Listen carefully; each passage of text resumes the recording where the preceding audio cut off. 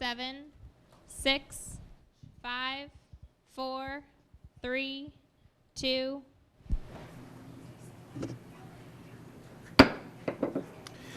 This is the school board meeting of November 17th, 2015.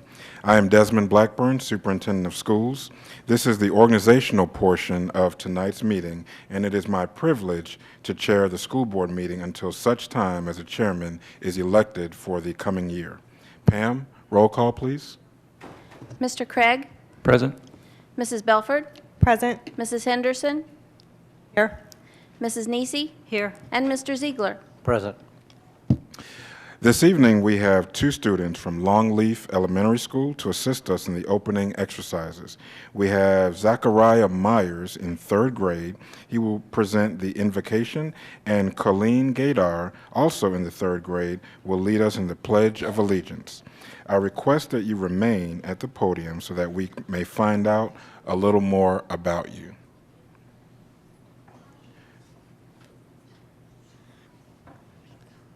Will everyone please stand? Will you please stand for the pledge?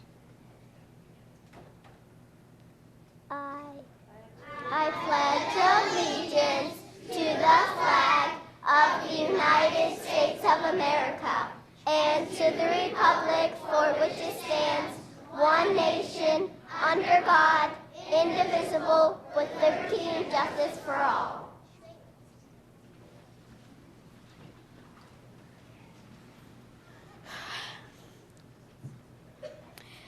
As we approach the season of giving thanks, we should contemplate the words of Swiss philosopher Henri Frederick Amiel. Thankfulness is the beginning of gratitude. Gratitude is the completion of thankfulness. Thankfulness may consist merely of words. Gratitude is shown in acts. Let us also consider the words of John F. Kennedy. As we express our gratitude, we must never forget that the highest appreciation is not to utter words, but to live by them. May our acts as educators and students demonstrate our gratitude for our continued blessings, for guidance, for health, for work, for inspiration, for friendship, and for the opportunity to be the change in our communities for the better.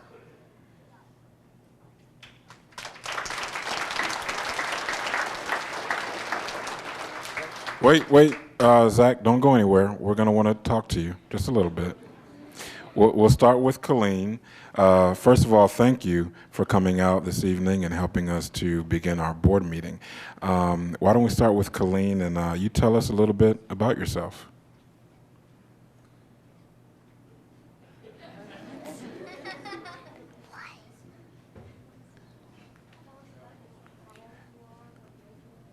I'm 8 years old, and I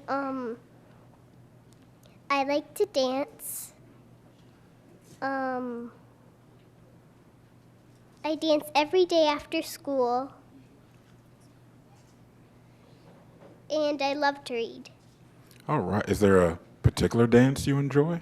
I do all of them. You do all of them. Okay. Very talented. What about a book? What's your favorite book? I don't have a favorite book. You just like them all, right? All the books. Okay, great. Do you have any guests here with you this evening? My dad, my mom, my grandma, my sister, and my aunt. That was your time to stand up, all those people. Thank you for being here. So you're at Longleaf Elementary School, is that right? Uh-huh. Like, what's your most favorite thing about going to school at Longleaf? I don't know. Everything's just so good at Longleaf. Is that what you're trying to say?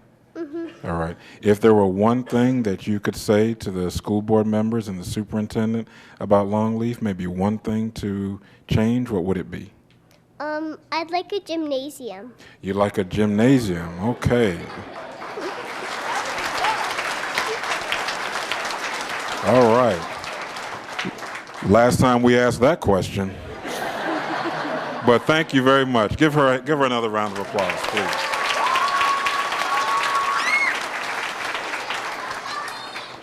Zachariah, take it away, sir. Tell us about yourself. Well, I love to do breakdancing. I've won at a wedding. I once breakdanced, and my heart got crazy, and I was out of breath after. No. It hurt. What did you break when you were dancing? Nothing. Nothing. It's just my heart got.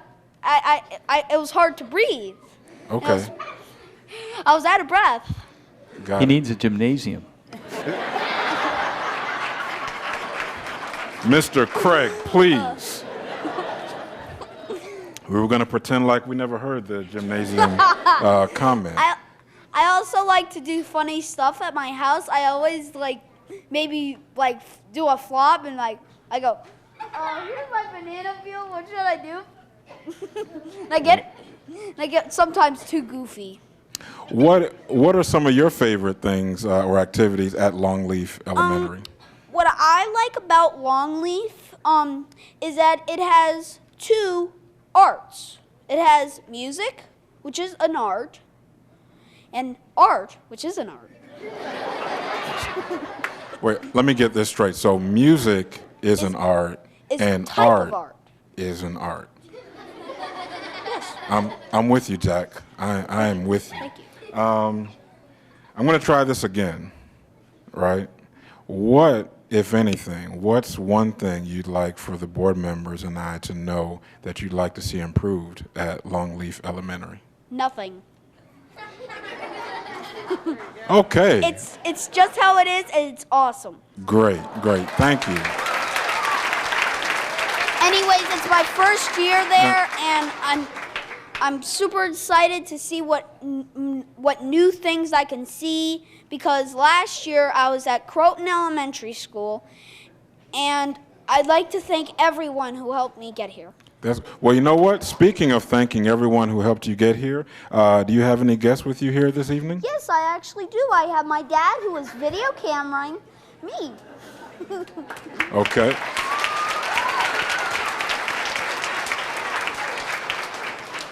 Thank you very much, Zach. Give Zach another round of applause, please.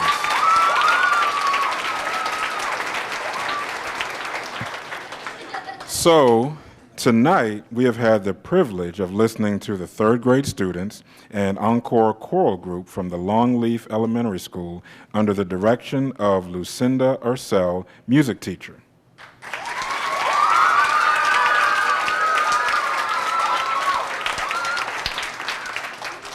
I would like to invite them to perform one more number for us.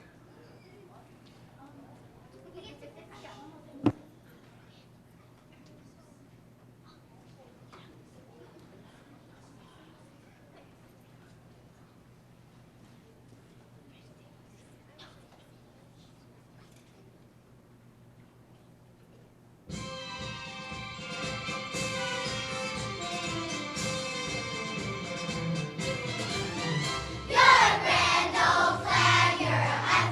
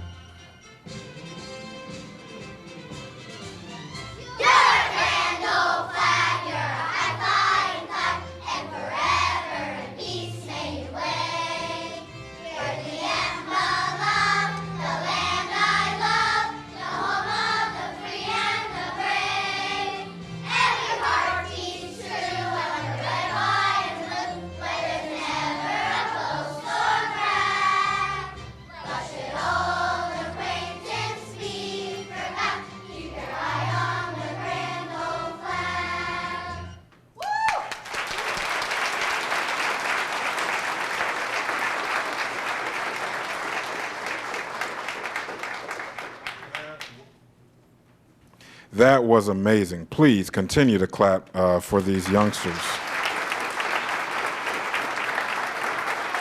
And we want to thank all of you for entertaining us this evening. I'd like to call a brief recess to allow our students time to gather their belongings and with their family and guests. So thank you again, Longleaf. Brief recess.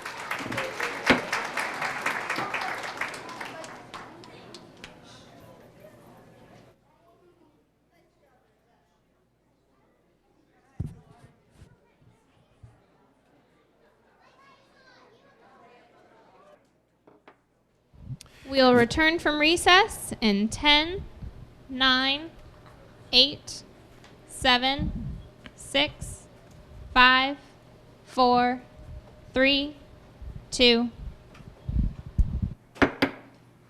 The organizational meeting is called back to order.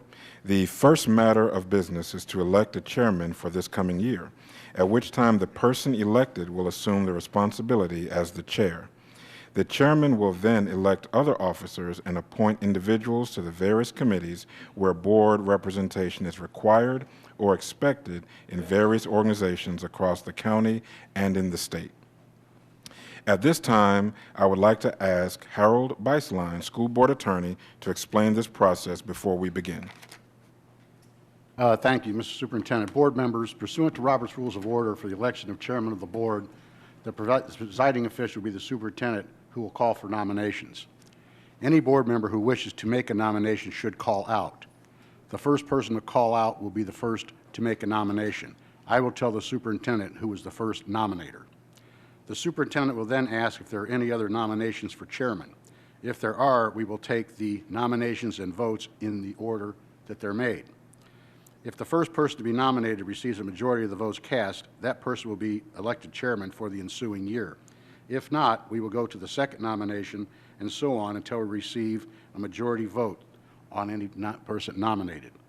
I'd be happy to answer any questions before we get started.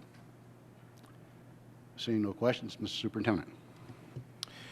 Before opening the floor to nominations, I would like to ask board members to call out to be recognized. Since I may have trouble distinguishing voices in a simultaneous or nearly simultaneous desire to be recognized, the determining factor will be Mr. Beislein. Mr. Beislein will observe and inform me who is the first board member to make a nomination. Ms. Nisi. I nominate Angie Ziegler for chair. Mr. Superintendent, you can ask if there are any other nominations. Are there any other nominations? If not, then, Mr. Superintendent, call for a vote on the nomination for Annie Ziegler for chair. I call for a vote for Andy Ziegler to be chairperson. All in favor? Aye. Any opposed? Unanimous.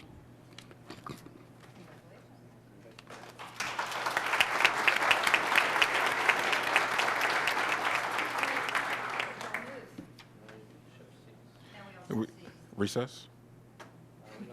We just need to do a seat shuffle. Sheet shuffle and computer shuffle.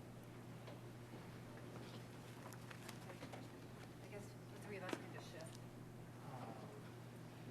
I'll sit here. Yeah, you sit here for now. Okay. Back to the seat.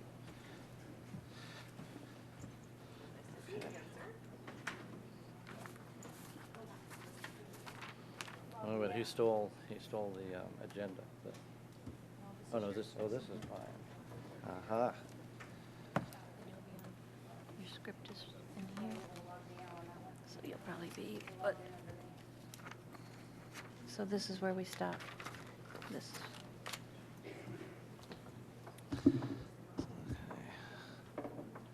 Thank you, ma'am. No, it's fine. Okay. Okay, thank you. And I appreciate the vote of confidence, and my turn in the barrel, so they say. All right, first thing, welcome back. At this time, I'll open the floor to nominations for vice chairman. And we'll open that up and recognize members for nomination. Mr. Chair, I nominate Misty Belford for Vice Chairman. Any other nominations? I nominate Mrs. Nisi.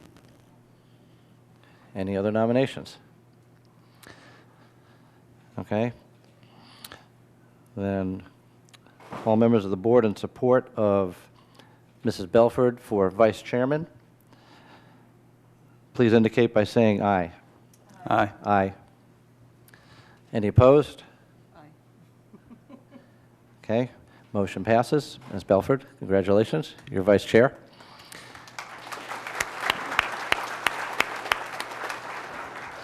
And the Vice Chair will take a seat.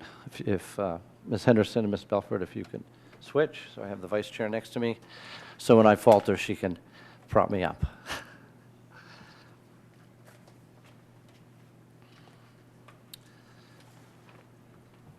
Karen and I matched. Yeah, that's right. Karen and I got the blue memo. Karen and I got the blue memo.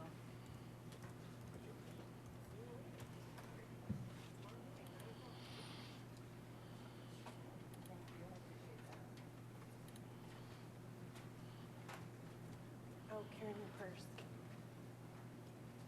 What time is our time certain? 6 o'clock probably. And time certain at 6. So we need to, we can keep going, we'll come back. We have to do the appointments. All right.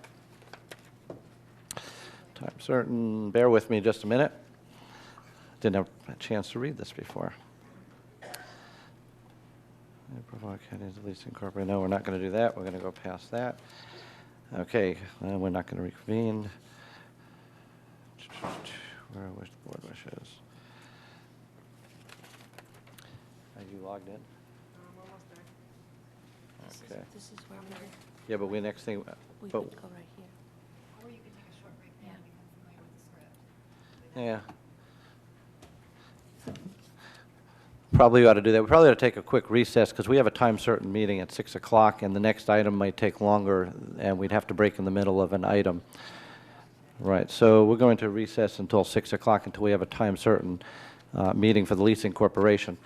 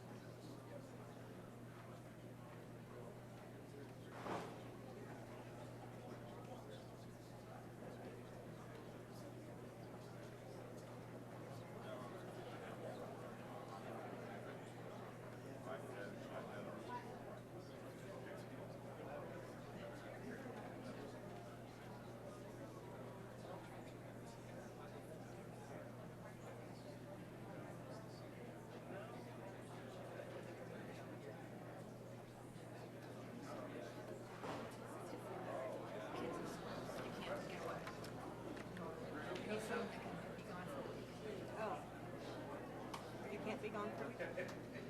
No, my husband needs someone. I still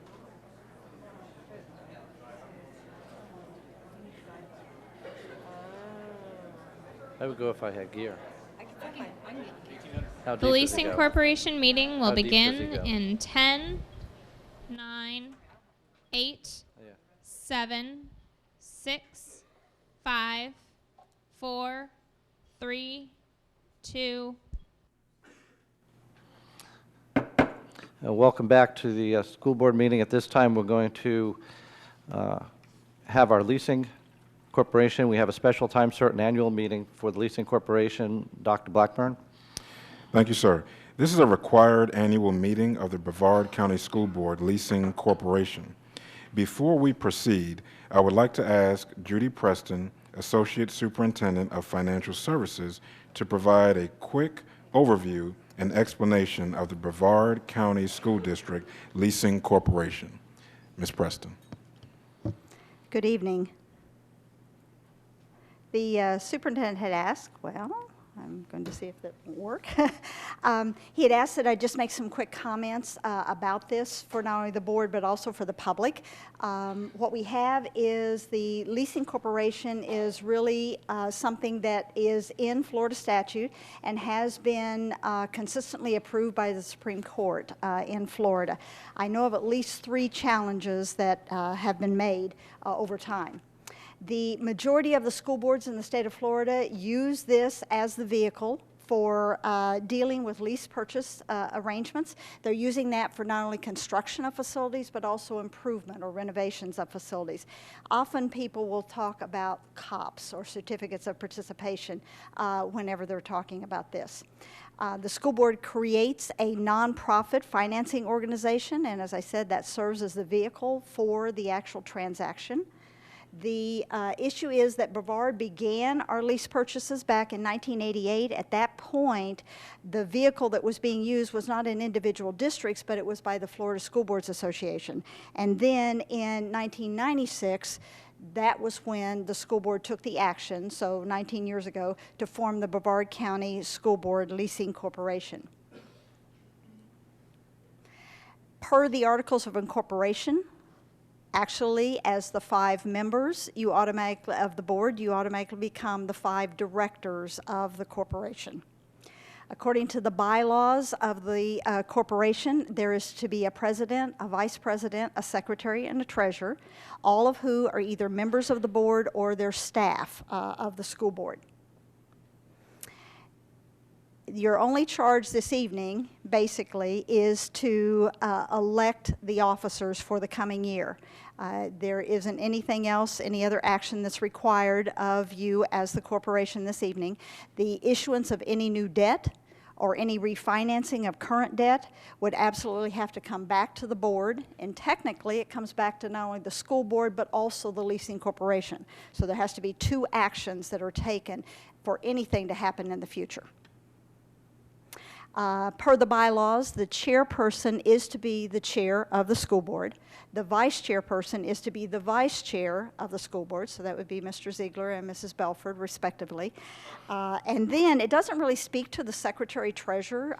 Past practice has us that the secretary has been the superintendent, and the treasurer has been either the assistant or the associate superintendent of finance, depending on the timing of the various years. I will say that we have done a little bit of homework. We have talked to a number of people in the last couple of days, and there are a number of districts that do this structure exactly as we do with the appointment of the 4 officers. There are some districts, however, that we found that they have combined the secretary treasurer in that they have had the superintendent take on both of those roles.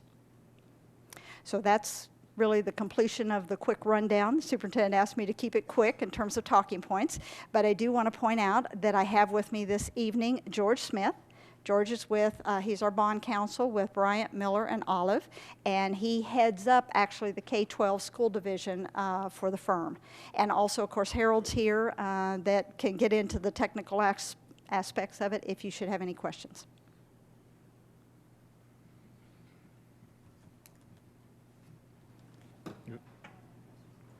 Oh, I'm sorry. You have a No, question? Mr. Chair, I was the one who asked for this, and I think it's important that we have this discussion just because everybody sees it and wonders maybe what it is, not only the public, but the staff as well. So I think it's a good discussion to have, and I appreciate your time and giving us a little history of it, too. Thank you. Very good. Go ahead, Dr. Blackburn. All right, thank you, Ms. Preston, very much. There is one item of business, as Ms. Preston said on this evening's agenda, the election of officers. Item 2 is to recommend that the following officers be elected to the Brevard County School Board Leasing Corporation. President, Andy Ziegler. Vice President, Misty Belford. Secretary, Desmond Blackburn. Treasurer, Judy Preston. What are the wishes of the board? To approve? Second. Okay, motion by Mrs. Henderson and second by Mr. Craig. Any discussion? Well, are we set up to vote online, or are we going to do a voice vote? Voice vote? I will do a voice vote. All in favor, say aye. Aye. All opposed? Motion passes unanimously. Okay, at this time, we'll recess the Leasing Corporation meeting. And we'll reconvene our regular organizational meeting. And I'm going to start out briefly by, again, thanking the board for selecting me as chair.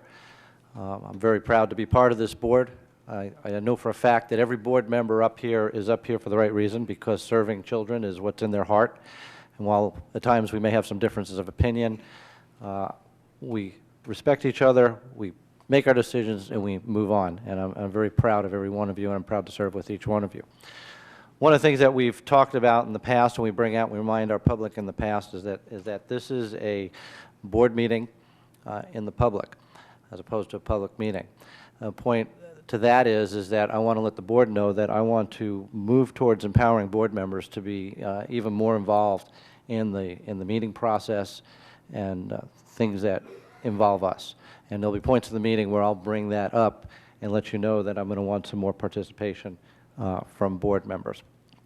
Also, to that, we have spoken in the past about literally having public meetings, and we'll be talking about that also, whereas in these meetings when we have public comment, the public is speaking to us and we're not engaging interactively with the public. And we've had requests over time that we do that, more of what I would refer to as a town hall forum. And so we're going to discuss how we can set that up and we can have more open conversation as a full board with our communities to make sure that we hear them and that they know that we hear them, we care, and that we're going to respond to them. And we'll get to that point eventually also. At this time, the next item on the agenda is to designate the date, time, and place of regular and special monthly meetings, with exceptions. Dr. Blackburn. Thank you. The board conducts its regular meetings the second Tuesday of each month, with a special meeting the fourth Tuesday of each month. The meetings begin at 5:30 p.m. and are held at the Educational Services Facility in Viera. The exceptions to this schedule are the January, March, June, July, November, and December meetings, when the board typically meets only once.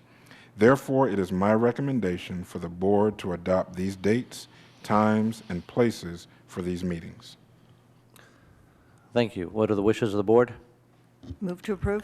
Second. Okay. Motion by Mrs. Henderson, second by Mrs. Belford. Any discussion? Yes, Mrs. Nisi?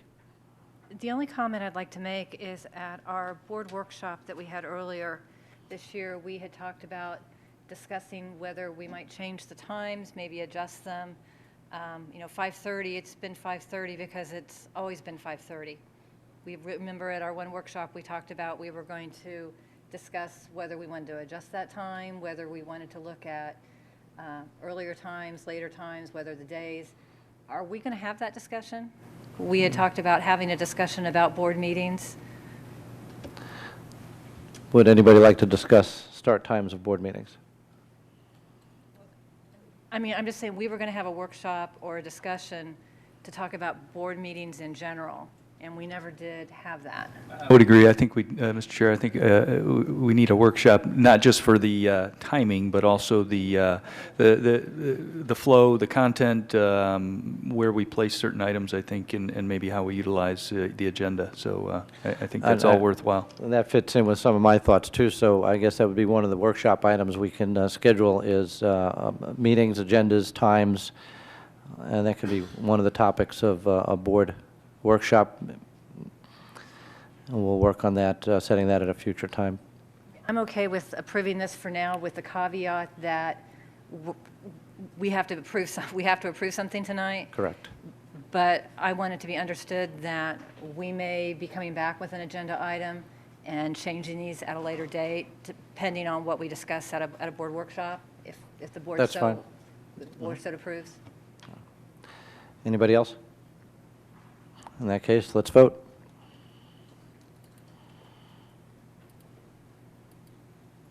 Do we need to change the wording on that to incorporate coming back at a later time? No, just vote. Because it will stand until something changes. Correct. We can change it at a later time. Okay, motion passes 5-0. Next, we need to appoint board representatives and alternates as applicable to various committees for the upcoming year. There are various committees and associations that board members sit on to represent the board's interest. Some have a more active role than others. Some are as a liaison, and some some actually you sit and you contribute significantly. League of Cities will be the first one. Mr. Craig, you're the current appointee for League of Cities. Would you like to continue doing that, or would somebody else be interested? Someone else is interested, they can, otherwise I will. Doesn't matter. And by the way, for League of Cities, everybody is welcome to attend. You don't have Exactly. to be the appointee, but we should assign somebody. And I think it's great when elected officials attend other organizations' meeting to help strengthen relationships. Dr. Blackburn, thank you to you for reaching out and attending those type of events. It's helping build strong relationships that will help us in the future. Does anybody wish to be our liaison to the League of Cities? Mr. Craig, would you continue to do that? Sure. All right, Mr. Craig. Brevard County Value Adjustment Board. You like that one? Yeah. Okay. Would anybody else like to experience that? No. Boy, that's a, well, I'm glad you like it, Mrs. Nisi. You got it. Will I continue as the alternate? Okay. Since I've done it before, I can jump right in. All right, next one is Professional Development Council. Mrs. Nisi, you're currently designated. Would you like to continue that, or? They met this year, I never knew about it, so. Continue. So sure. I guess I need to find out about. I'm not sure. I wasn't paying attention to that one. Could you find out for me? And we could always bring that one. We'll appoint Mrs. Nisi until we know more information, and then she could decide. Federal Relations Subcommittee. Mrs. Henderson, you've been doing a great job at that. Would you like to continue at that? I am, please. Okay, Mrs. Henderson, continue. Yeah, I think she's done great at that in the legislative. Absolutely. Brevard Cultural Alliance. Mrs. Belford, I think you've been enjoying that. I have. I will share that some of the meetings have been difficult for me to make because of scheduling conflicts, because of the time of the meeting, but I am happy to continue with that unless someone else wants to step into that one. I personally would like to see that one revolve because the Brevard Cultural Alliance does a lot to support arts in our schools, and I think it's good that all the board members get a chance to interact in-depthly with that organization. But that's if somebody wishes to step up. Mr. Craig? You want to swap League of Cities? Sure. Okay, we'll do that. I'll Perfect. take VCA and you can have League of Cities. Okay, so switch League of Cities to Mrs. Belford, please. Pam? Excellent. Central Florida Public School Board Coalition. I've been appointed to that. John Craig is alternate, and there's been a request from the coalition for me to continue because they're planning on nominating me for vice chair of the coalition. I can't say I'm overly joyed, but in order for that to work, I would have to stay on that. Unless somebody else wants to be in that position, I'll continue to do it, but I'll be glad to share. Wait, nobody's jumping up. It doesn't mean you'd get nominated for vice chair, though. All right, I'll keep that one. I will stay, and then as an alternate, John, you're down as alternate? Would you like to do that? Sure, that's fine. Okay, keep Mr. Craig as alternate. Brevard Schools Foundation, is John Craig and me as an alternate. Would somebody else like to serve on that, or John, would you like to continue? I'd like to continue, Okay. unless somebody really wants to. All right, Mr. Craig, you'll continue on Brevard Schools Foundation with an alternate of Ms. Belford? Would you like to be the alternate? Okay. Sold. You didn't seem too excited about that. When you get to 10, then I'd like to say something. When you get to 10, okay. Where are we now? Head Start Committee. Mrs. Nisi, you'd like to stay on that? Okay. Very good. FSBA Legislative Liaison. Mrs. Henderson, you've been doing a great job at that. Would you like to continue? Yes, please. Excellent. Then you may continue. And Mrs. Belford, would you like to continue as alternate? Sure. So be it. FSBA Board of Directors. I think Mrs. Belford wants to step up for that. No? You wanted to say something on the... 10. Oh, after 10. I thought I was going to get a reprieve. I think we're going to add some things. Okay. I have one I'm already doing that needs to be on here. Okay, we'll get to that. Anybody would like to take FSBA? That's a... Nobody's jumping up and down? I guess I'll stick with that also then. Okay. As long as you remind them that there's other places to meet besides Tampa. Yeah, we need to work on that. For some reason, the Florida School Board Association has all their conferences in Tampa, which does not seem fairly centralized to everybody in the state. So maybe we'll work on that. Not on the list. Go ahead. I'll be happy to explain what I've asked to be added. Okay, Mrs. Nisi, I've asked... microphone, please. I've asked that there be a position added to be a liaison with the school choice or charter school office. I became very invested with the charter schools this year in terms of, I know we all are, but somehow I got pulled into, I've spent a full day in mediation with a group of them. For some reason, I've become the contact with Mrs. Archer and the choice schools office with charter schools. And it seems the charter schools like having one board member as a contact, especially when there's issues. And it's worked really well for us this year to have one board member instead of continually calling all 5 of us. And so I suggested to Mr. Ziegler that that might be a position to have as we continue to grow in that area, that they have one person that they feel that they can talk to. And between the school choice office and our group, that it keeps things smooth. And so I would like to try that out this year and see how that goes. I like that idea. I had brought up before, there are many committees and things that takes place in the district that I feel it would be good to have a board member, even as like an ex officio or a liaison, whatever there are many school districts that board members are a lot more involved, and that, because there are things that go on sometimes we don't know about, and this will help board members bring that information back to us and inform us. So I'd be glad to appoint Mrs. Nisi as a charter school liaison.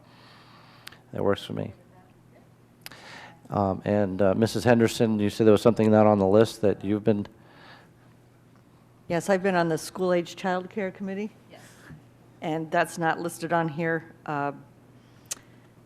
but it used to meet like 4 times a year. It's now only like twice a year.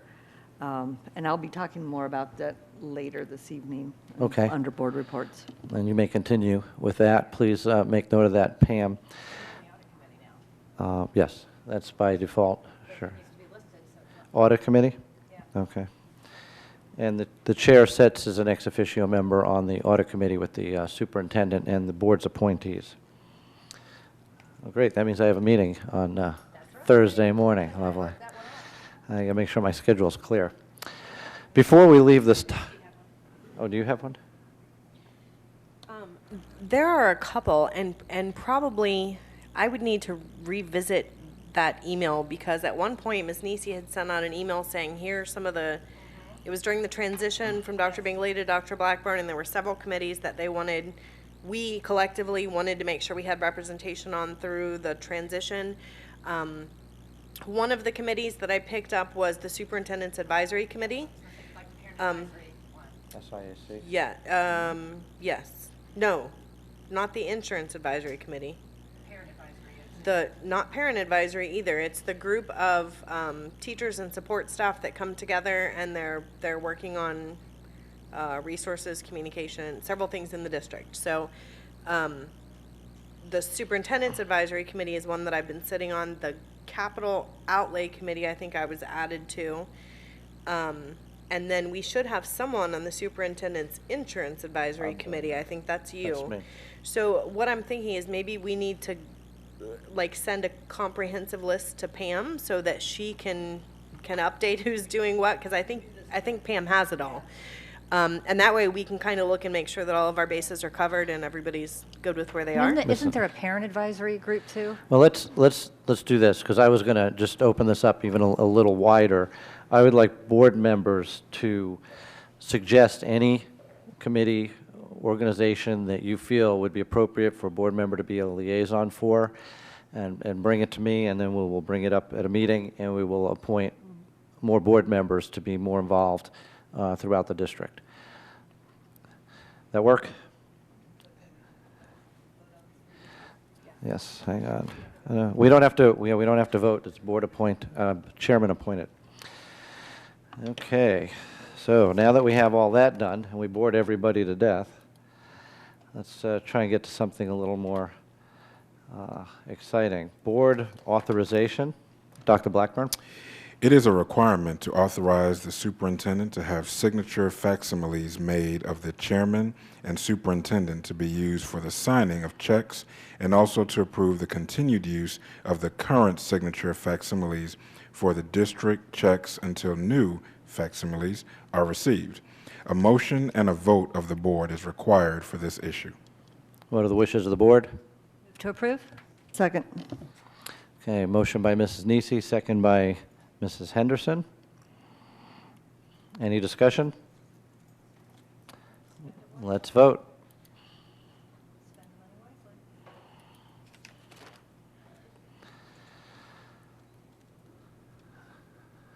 Okay, motion passes 5-0. That brings us to the adoption of the agenda. Dr. Blackburn again. Chairman Ziegler and members of the board, on the published agenda, we have administrative staff recommendations, 2 recognition items, 2 presentations, 19 consent items not previously submitted for information, 6 consent items previously submitted for information, 2 action items, and 6 information items. You also have the yellow supplemental agenda, which are changes made to the agenda since being released to the public. There is a revision to item A13 on administrative staff recommendations, and under the consent agenda, you have one addition, item F41 on SROs, Anderson and Gulfview Elementary Schools, one revision, item F19 on student expulsions, and one deletion, item F43 on involuntary termination of instructional employee Susan Mann. There is also one revision to the action agenda, item G45 on department school initiated agreements. Okay, what are the wishes of the board? Move to approve? Second. Okay, motion approved by Mrs. Nisi, second by Mrs. Henderson. Any discussion? Please vote.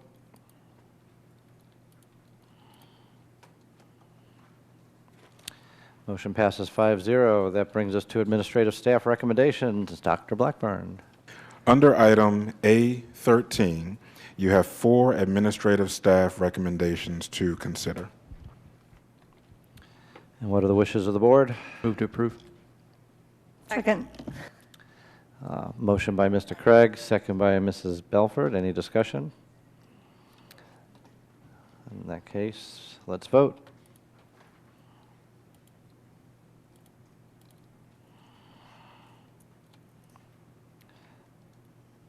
Dr. Blackburn, passes 5-0. I would like to take this opportunity to welcome Karen Ivory and congratulate her on her reclassification and transfer from the position of assistant principal at Gulfview Elementary School to the position of principal at Sherwood Elementary. And Mrs. Irwin, you already helped me out by giving her the microphone. So, Ms. Ivory.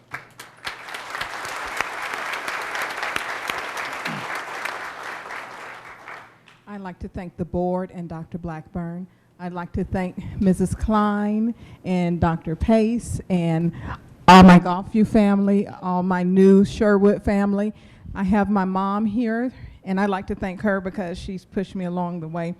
She was a teacher in the school system for a long time. And I want to thank my daughter and Mrs. Moeller and Mr. Fry and everybody else who has helped me come along, and Mr. Wilson. Thank you.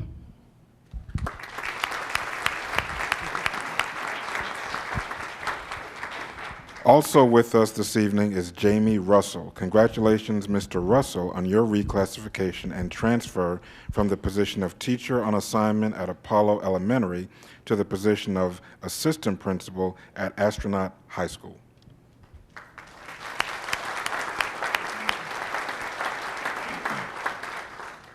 Good evening. I'd like to thank Dr. Blackburn and the board. I'd also like to thank Dr. Reinhardt from the North area, and even though Mrs. Cornell is not here, for all the guidance and support they've given me over the last few years. With me tonight, I had the privilege of having two principals in the last probably 3 months. So Mrs. Katrina Hudson and Mr. Frank O'Leary, I'd like to thank both of them, and also one of my assistant principals, Joyce Jeffrey, for everything they've done for me, for just to give me the experiences that I need to be who I am. And finally, I'd like to also just tell my new principal, Mrs. Krista Miller, along with Vicki Hickey, that I am happy to be an Astronaut War Eagle, and I look forward to working with you guys. Thank you.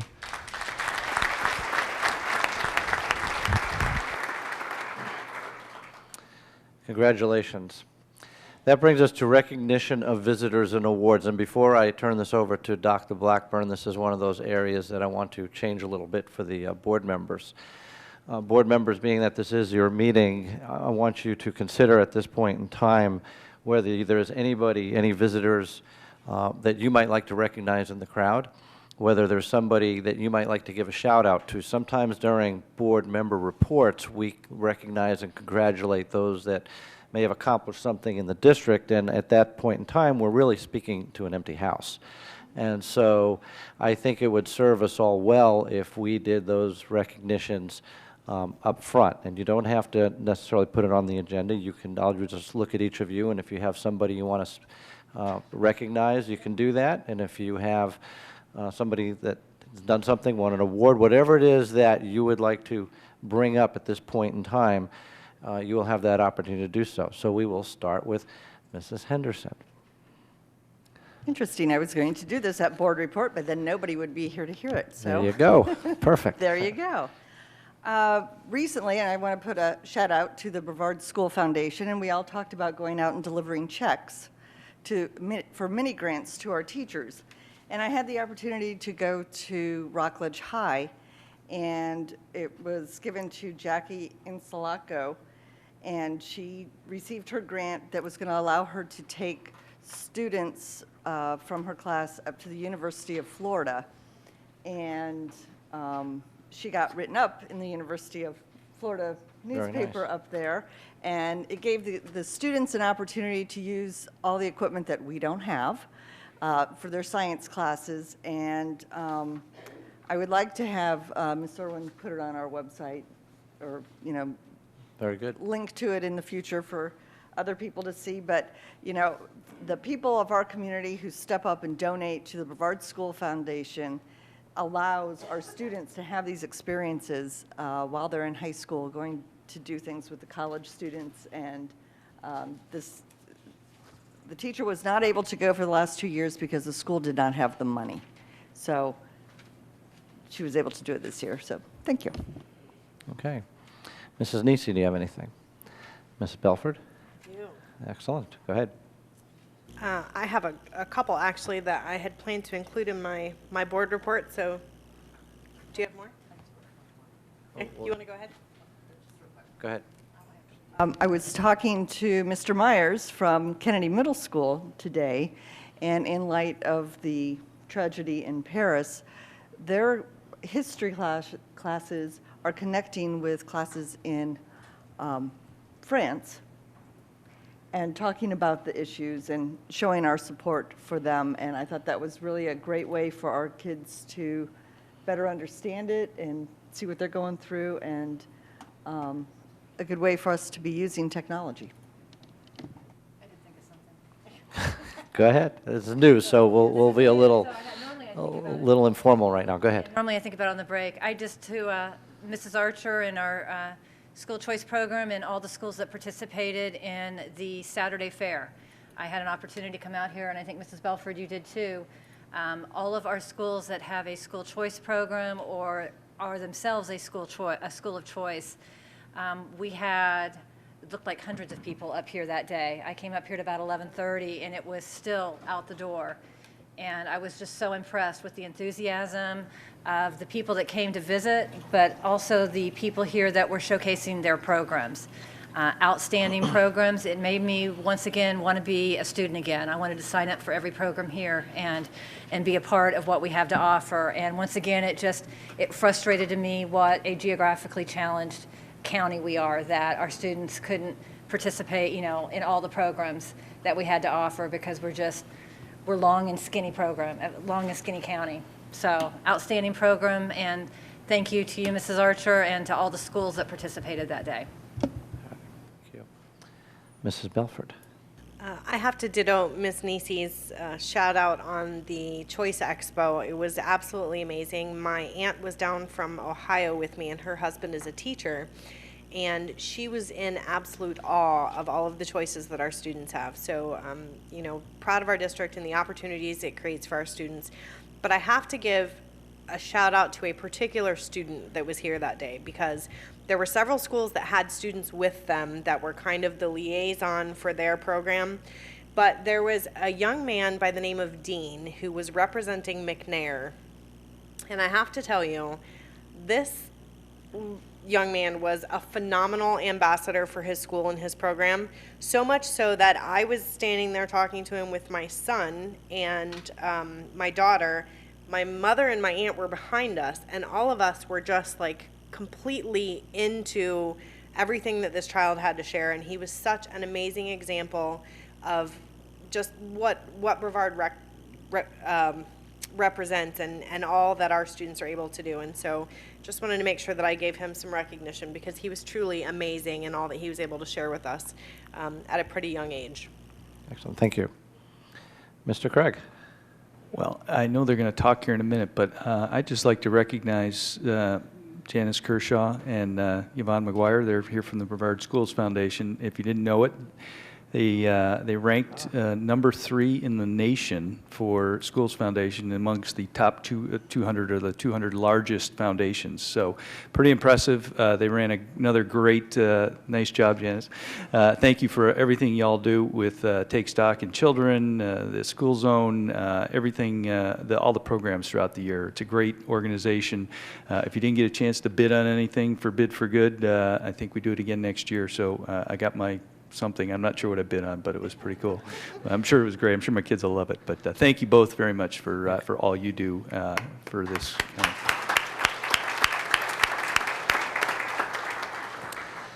And I'm going to give a quick out to two very strong supporters of the school district who happened to win awards last Thursday night at the Florida Today Volunteer Recognition Awards.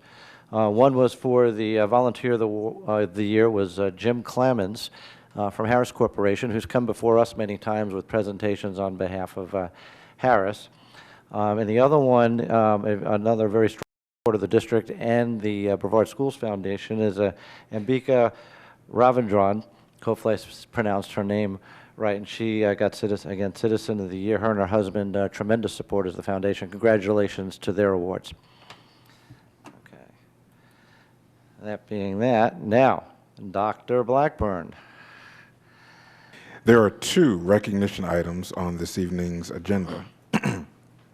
Item B14 is our Spotlight on Education segment, which shares many of the exciting, innovative, and excellent programs, activities, and projects happening in our schools.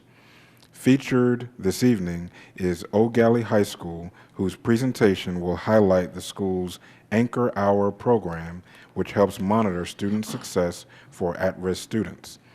Please welcome Eau Gallie High School Principal Jeremy Salmon and student Shelby Dupree and student Zachary Wilson.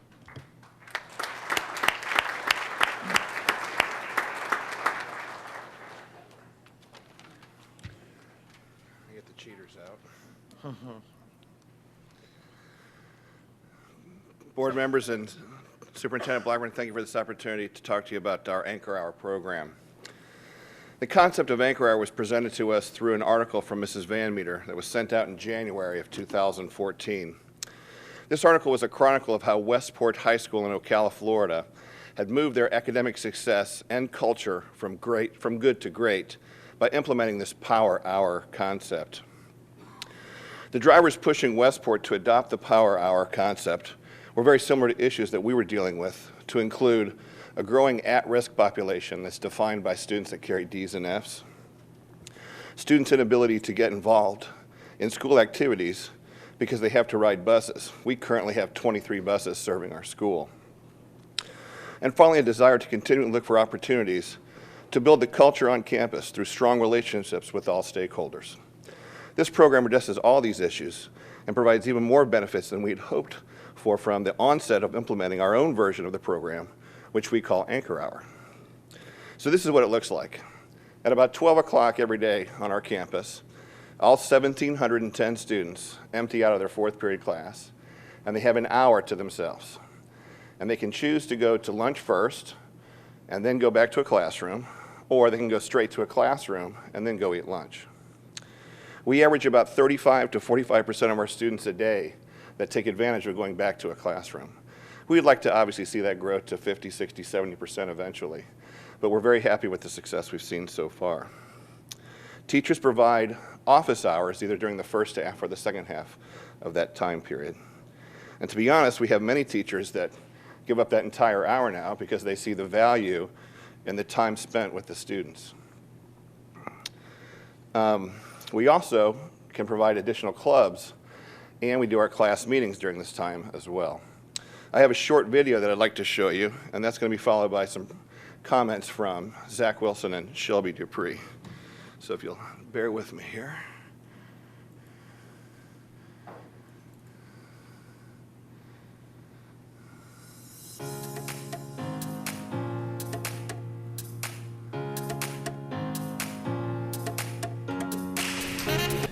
I'm Mr. Shelton, and with regards to the idea of Anchor Hour and its presence in our school, I believe over the last 2 years, due to the added time for students, that it has made a positive impact on our collective whole, meaning that we have taken students who are on the list of Ds and Fs, 800 total, down to 500 this year, so we've reduced it by 300. We've seen GPAs increase because of it.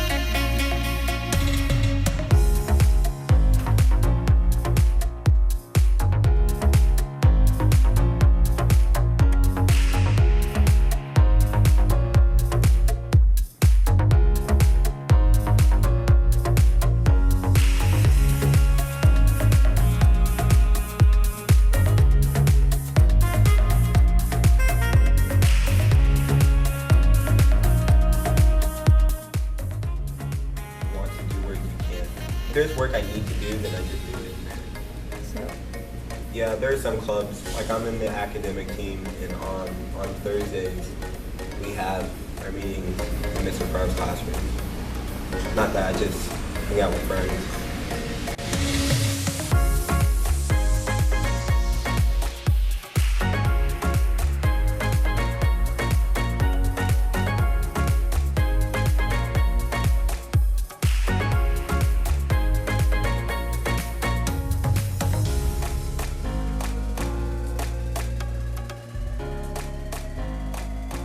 Hi everyone, I'm Shelby Dupree and I'm a senior at O'Galley High School, and I'm involved over 10 clubs in 2 sports, cheerleading and volleyball. As you can see, I'm pretty busy. Anchor Hour has really been beneficial to me when it comes to balancing all my meetings and sports. I'm Mr. Shelton, and with regards to the idea of Anchor Hour and its presence in our school, I believe over the last 2 years. continuing. When we had our meetings after school, I usually had to change super quick for practice, then run to my meeting, then leave early just so I don't miss too much of practice. Also, it was a hassle when I only had meetings after school and I had to find a ride home because the buses were obviously not just going to wait for me.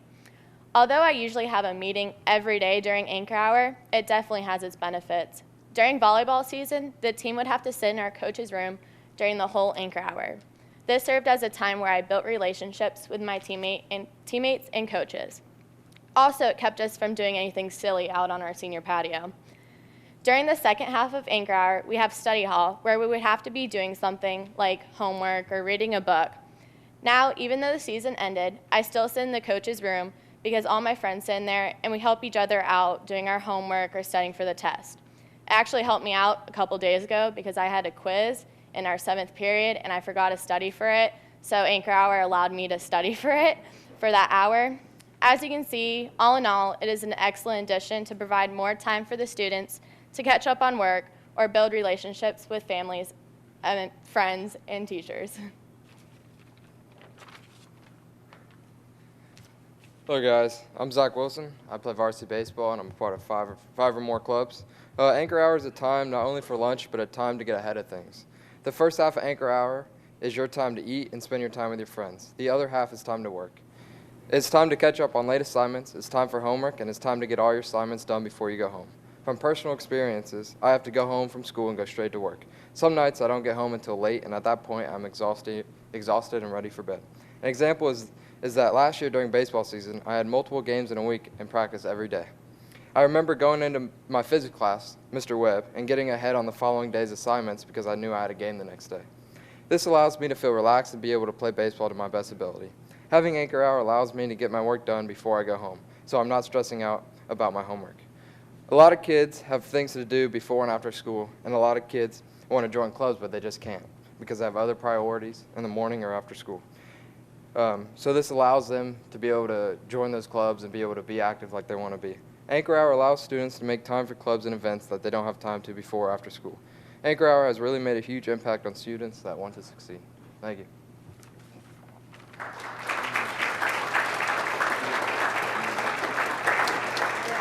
I will tell you that Shelby's missing her volleyball banquet tonight to come present, so she's going to leave here and dash over to that. But that just shows her dedication to what we're doing. And I appreciate her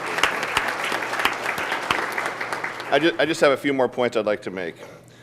The most impressive thing for me is the culture piece of what we're trying to accomplish. The ability for students to have the opportunity and, more importantly, the time to go back into the classroom, to find that resource, to find that safe place. I think that's the foundation of what we're trying to accomplish. Secondly, the reduction in lost credits last year. We retrieved back, after 3 years prior data, we reduced our failures by 300. That's 300 credits, full credits, that we're not having to put back into course recovery or back into FLVS for students to catch back up. That is a huge win, and particularly in the first year, we were very pleased with that. I'd like to thank the district for supporting our initiative. Everyone from food services to transportation to the district. I want to thank our teachers for buying into the vision of what we're trying to accomplish. I want to thank our students for buying into it and raising the expectation of academic success and excellence. You know, every year, we theme every year at our school. It's part of how we cast the vision for what we're going to do. Last year, our theme for the year was every student empowered, because we felt like we were empowering students with time to be successful. This year's theme is failure is not an option, and I think we're really marching toward that. So I hope you guys enjoyed that. If you have any questions, we'd be happy to answer them. Mrs. Henderson? Okay.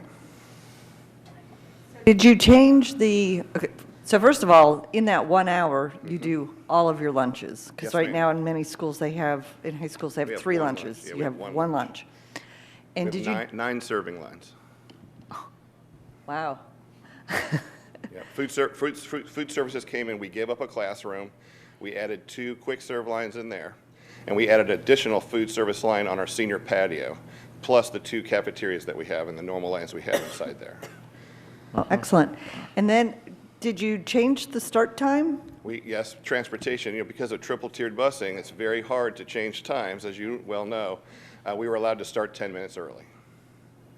Okay, and so even with that, you still have the same number of minutes? Or did you We meet reduce? the minutes just under the line. The line. Okay, great, thank you. Thank you. Mrs. Nisi? Those were mostly my questions too. So, but Okay. how many high schools now? I know we have other high schools using this model. What other schools are using it? Bayside High School is fully implementing. Chris Moore and I, we actually made our presentation to the district together, and I think she's seeing very similar success in what she's trying to accomplish as well. Nobody else is going down this road? West Shore is doing it on a limited basis, and I think Merritt Island is doing it on a limited basis also. I think there are some middle schools that are interested in moving toward that model next year as well. We've actually had 3 schools from around the state come to visit us just to see Anchor Hour. Why would a school not want to go to this model? So tell me what pitfalls I mean, because I've heard all the good things, so there's got to be some pitfalls you've hit along the way. So tell me why. Well, you know, as you know, patience isn't one of my strengths.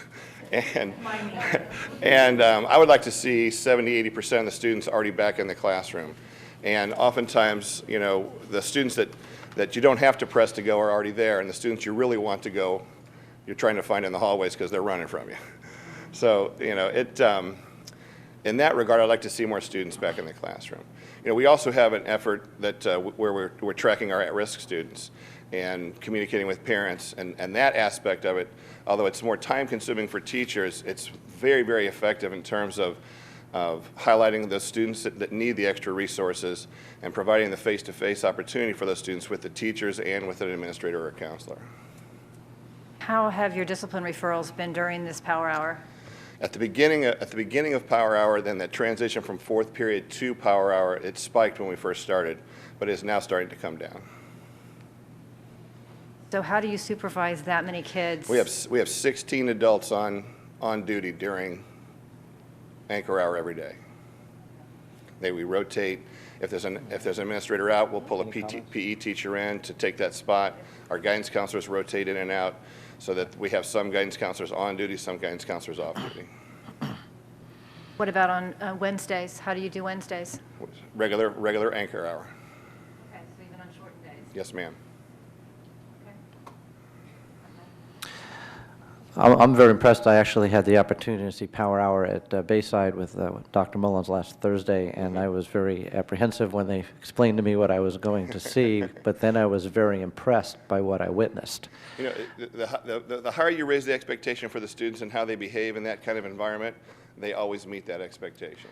We went into classrooms, and the kids were in there diligently getting assistance, and we saw some clubs in action, and we saw some students congregated outside having some very civil conversations and working together, and it flowed real well, and I was really surprised and great. I agree with Mrs. Nisi's question. Why wouldn't all of our schools want to do it if it works so well? So maybe Dr. Blackburn can figure out if that's appropriate or not. So it's okay if we come visit then during this Absolutely, time? absolutely. Well, excellent. Well, I'd like to thank you, and Shelby and Zachary, thank you for taking the time, and especially the time from your volleyball banquet. That's huge, I'm sure. So tell the volleyball team we all said hi. Thank you. Thank you.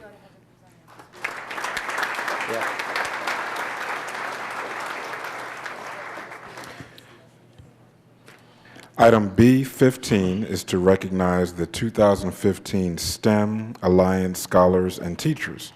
Introducing our presenters is Cindy Van Meter, Associate Superintendent of Curriculum and Instruction. Good evening, Dr. Blackburn, board members, and guests.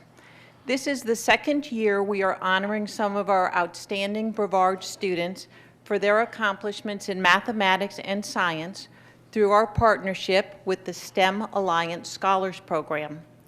The STEM Alliance provides support for STEM education in Central Florida schools through classroom projects and teacher and student awards. With us this evening is Kim Bragg, our middle school science and math resource teacher and our coordinator of the STEM Alliance programs. Mrs. Bragg and her team have done a fantastic job of identifying students and teachers who meet the criteria for the STEM Alliance Scholar Program. At this time, I will turn the program over to her to describe the program to you. She will introduce our guests from the Central Florida School Boards Coalition STEM Alliance, and she will then introduce our honored students. Thank you.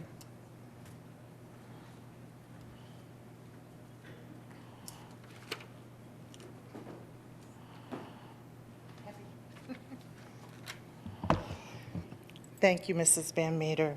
Good evening, Dr. Blackburn and school board members. It's a pleasure to be here this evening to honor an outstanding group of students and teachers that are representing Brevard Public Schools as 2015 STEM Alliance Scholar honorees. As you know, the STEM Alliance Scholar Program is a cooperative effort between Brevard Public Schools and the Central Florida School Boards Coalition. It is financed through the efforts of area businesses and the private sector. This partnership has provided us with the opportunities to select students who have demonstrated achievement in science or mathematics and teachers of science or mathematics who have demonstrated excellence in their profession. Tonight we will be honoring the 2015 STEM Alliance Science and Mathematics Teachers and Students of the Year. With us tonight to present the awards from the STEM Alliance is Carrie Beam. Carrie serves as the STEM Education Outreach Coordinator for Craig Technologies. She is a certified educator and an accredited public relations professional. Carrie's work includes developing in-house programs to help improve attitudes about modern manufacturing, as well as engaging with schools and other community-based organizations to build a full continuum of support for STEM education. Carrie represents Craig Technologies on several boards, including the STEM Alliance of Central Florida. We're pleased to welcome her tonight to present our student and teacher honorees with their awards.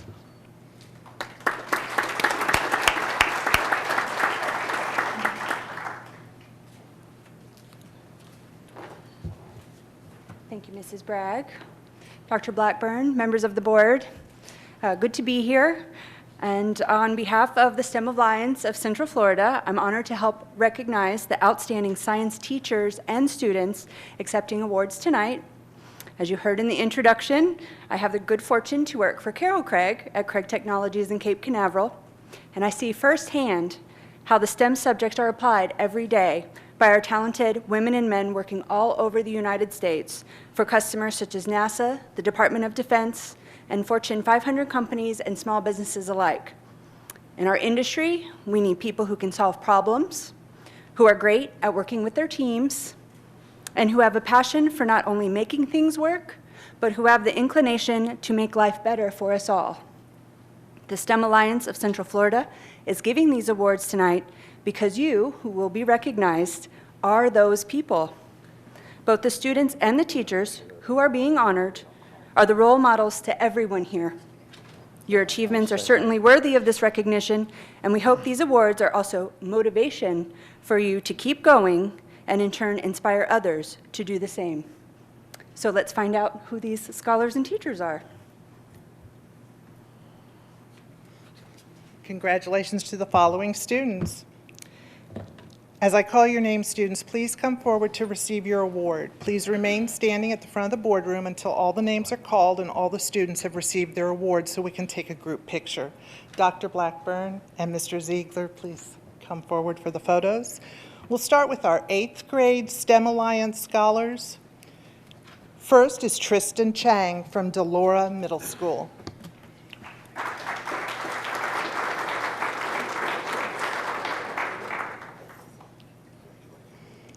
Keishan Mitra from West Shore Junior Senior High School.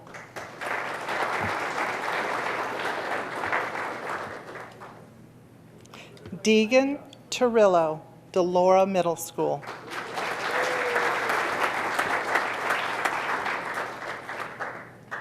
Lydia Hold, West Shore Junior Senior High School.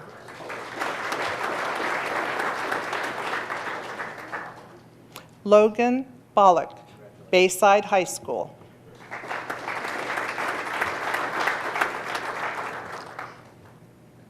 Megan Landon, Melbourne High School.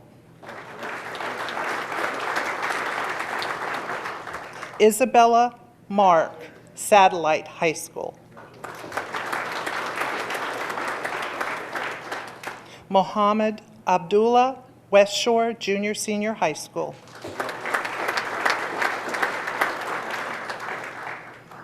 Abby Havel, Satellite High School.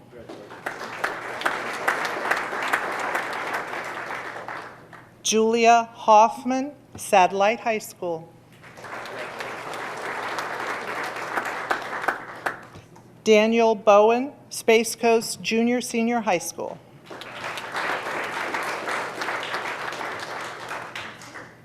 Alexis Gerard, O'Galley High School. River Grace, West Shore Junior Senior High School. Alexander Adams, Rockledge High School. And Nathan Dabu, Edgewood Junior Senior High School. And this is our group of 2015 STEM Alliance Student Scholars.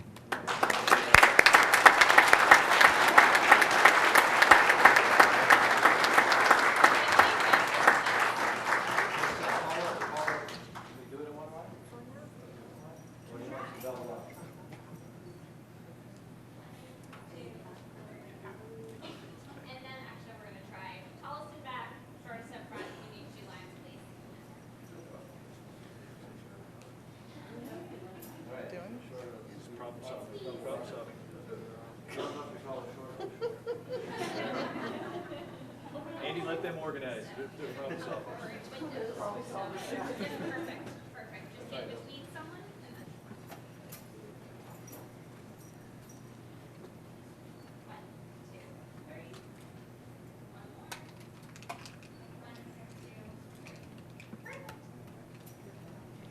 Once again, congratulations, student award winners.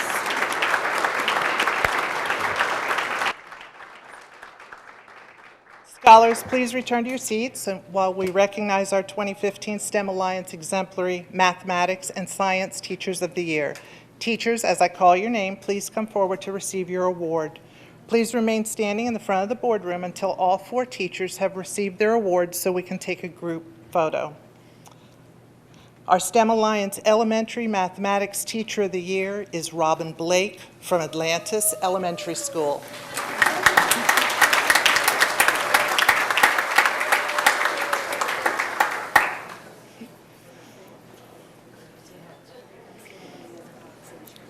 Our STEM Alliance Elementary Science Teacher of the Year is Shameen Rice from Surfside Elementary School.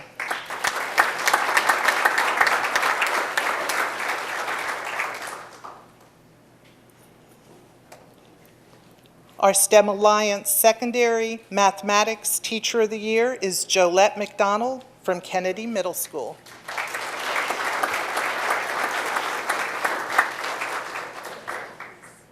And our STEM Alliance Secondary Science Teacher of the Year is Maggie Melito from West Shore Junior Senior High School.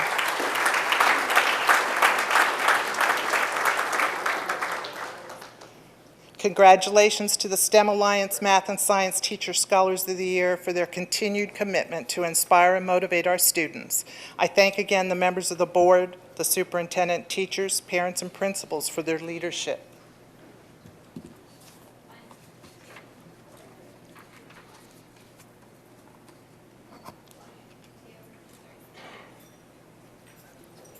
Okay, thank you.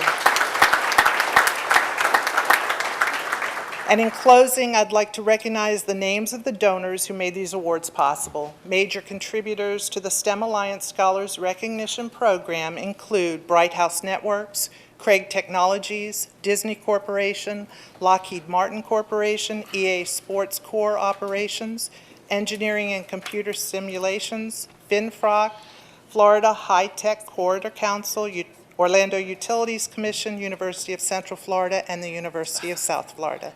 Thank you.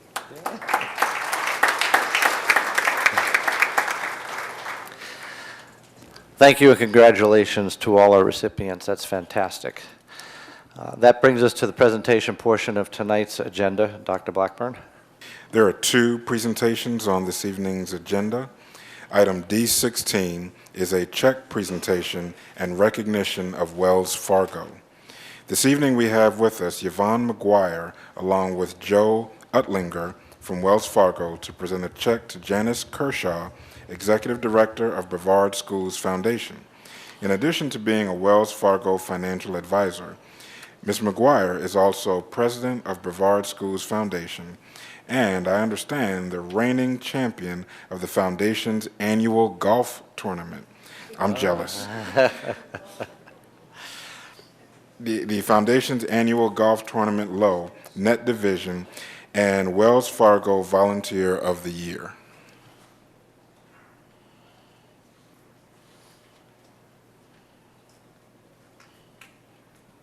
Good evening, Dr. Blackburn and board members. I'm pleased to welcome Yvonne McGuire and Joe Oettinger, who are not only representing themselves with Wells Fargo advisors, but with Wells Fargo bank branches, Wells Fargo Foundation, and Wells Fargo Private Bank. Wells Fargo encourages community involvement from all of its entities, and Yvonne is a particularly good example of that involvement. With the check that they're presenting tonight, Wells Fargo has contributed more than $50,000 over the past 6 years. Tonight's check will support Space Week, which is coming right up, and you should all have your invitation to Sponsor Day, the ABC Awards in January, and the Supply Zone for Teachers, which is having a Shop from the Heart event for homeless liaison teachers tomorrow. Aside from the district-wide programs, local Wells Fargo branches often contribute to individual schools, as they did recently to Manatee Elementary. So to tell you a little bit more about the Wells Fargo community involvement, I'd like to introduce Yvonne McGuire. Thank you, and good evening. On behalf of Wells Fargo, we're proud to be here and support the Brevard Schools Foundation. As we've already heard, my name is Yvonne McGuire. I'm a financial advisor with Wells Fargo. I'm also the president of the foundation board. My partner is Joseph Oettinger, and we work together, and he helps support me so I can be out of the office to help support foundation board. Wells Fargo's commitment to the communities we serve is central to our vision and values. In fact, we strongly believe our company can only be successful if those we serve are also successful. That's why in 2014, as Janice has mentioned, 2014, Wells Fargo invested more than $3,500,000 in support of nonprofits and schools across Central Florida. In 2014, Central Florida team members logged nearly 22,000 volunteer hours in their communities. And Central Florida team members donated nearly $630,000 in personal contributions, pledges during the 2014 Community Support and United Way campaign. You see, we take our commitment to our local communities seriously. Wells Fargo is proud to support local Central Florida organizations like our Brevard Schools Foundation. We applaud the Foundation's efforts in providing direct support to students and teachers and enhancing educational opportunity through citizen and corporate support.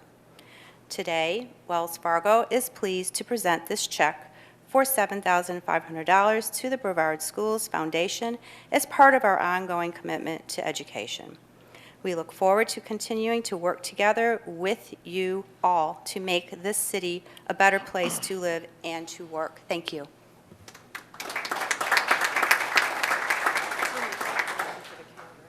Wonderful. Thank you, Yvonne. Dr. Blackburn and Mr. Ziegler, will you please join us for a picture?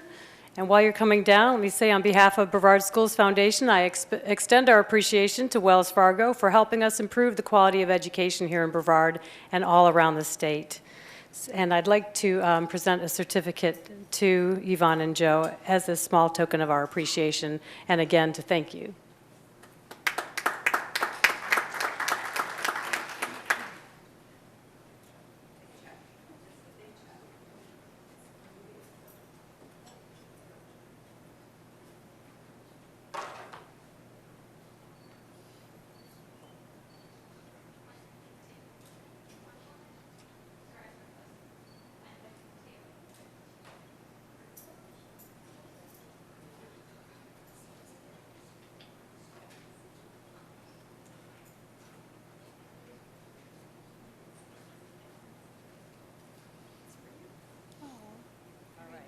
Again, thank you, Wells Fargo.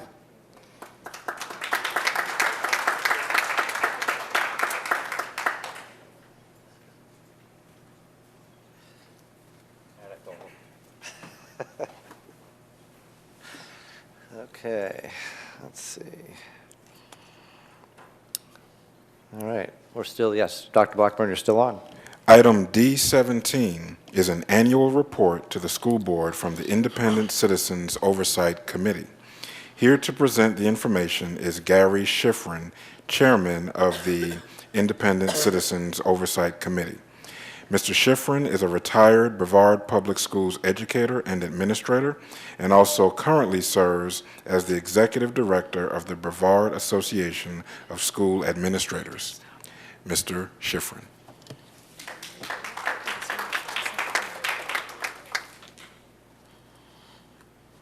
Come on over, Gary.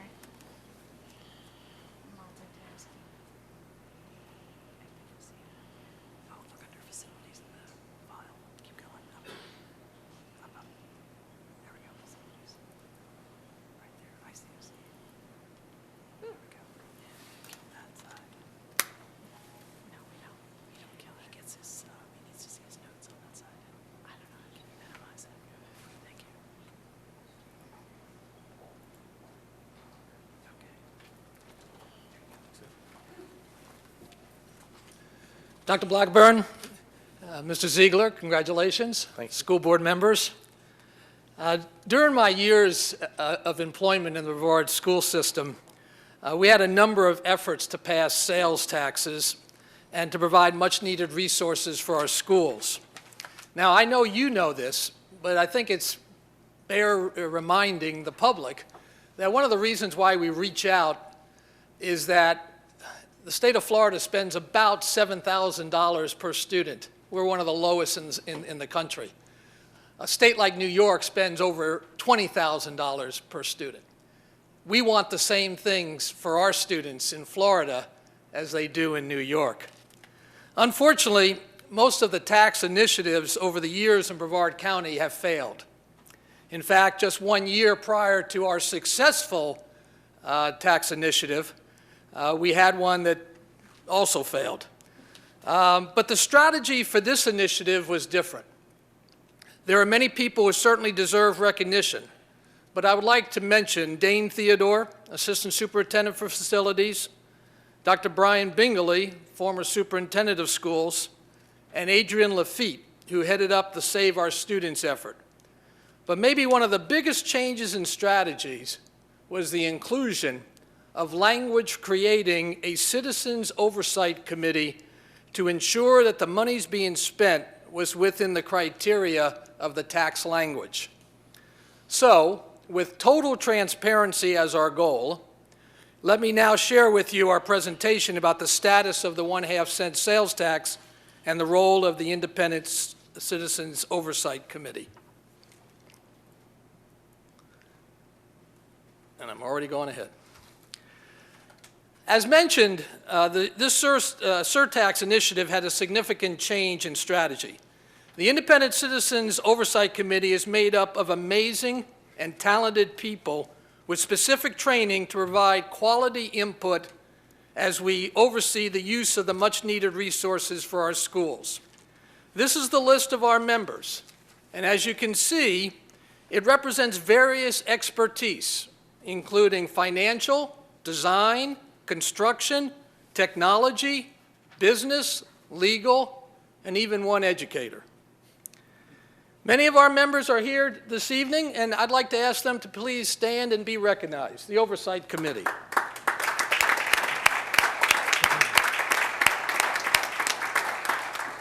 I would also mention that our work could not be conducted without the wonderful people from the district, including Dane Theodore, Sue Hahn, Tom Fitzgerald, Lieutenant Mike Scully, and the numerous project managers who oversee the many projects being financed by the surtax money.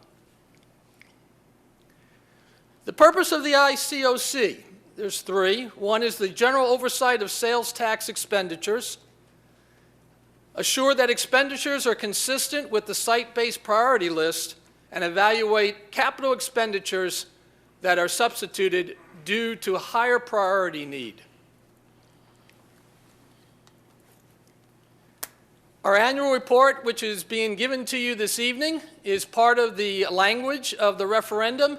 Each of you should have received a hard copy, And again, we're going to cover tonight major activities through September 30th, our planned activities, and highlight some of the exceptions. Revenue. This is where the good news is. The monthly sales surtax revenues are tracking ahead of estimates. Through September 30th, 2015, the actual revenue is 23% higher than the estimated revenue. The total sales surtax revenue through September 30th, 2015 is $22,710,597, which exceeds the estimate by over $4 million. The ICOC is recommending a policy regarding the revenues in excess of the estimate that is on your agenda tonight for initial consideration.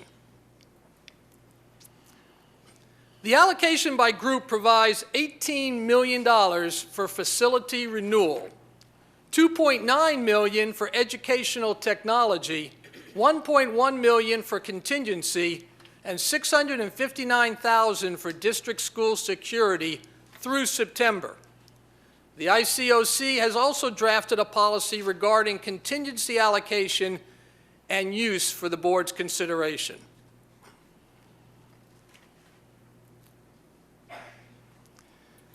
Expenditures. Again, this is a brief in regards to how we look at expenditures. They're reported to the ICOC each meeting.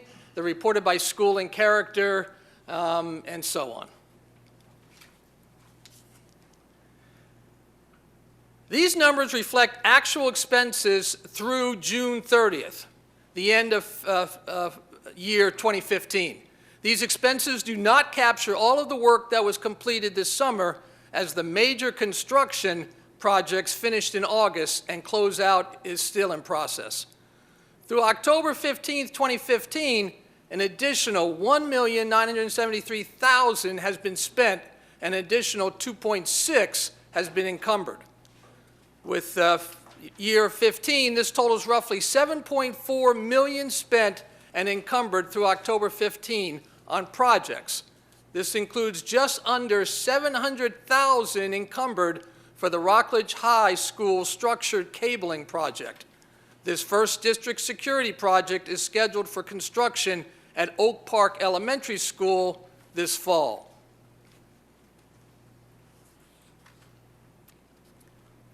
For facility renewal investment, the emphasis is on mechanical system renewal.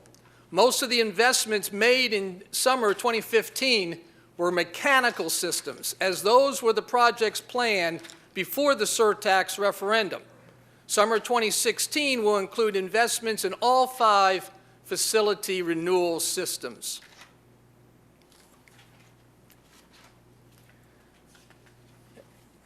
And what we want to do now is just kind of give you a brief in regards to the projects that are taking place. And as you can see, it goes from the north to the south and vice versa.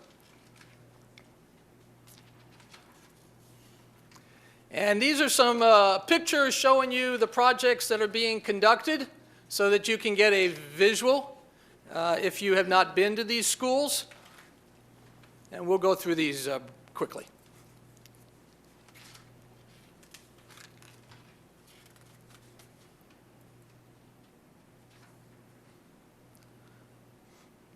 But again, as you're watching this, it bears saying that the schools are being greatly helped by the monies that are coming in.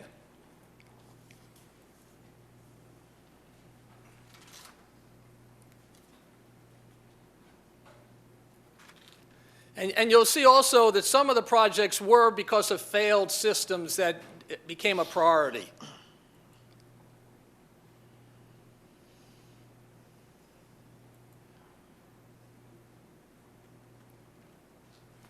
The project at Rockledge really became essential from the standpoint that they were having difficulty even testing with all of the tests now being done on computers.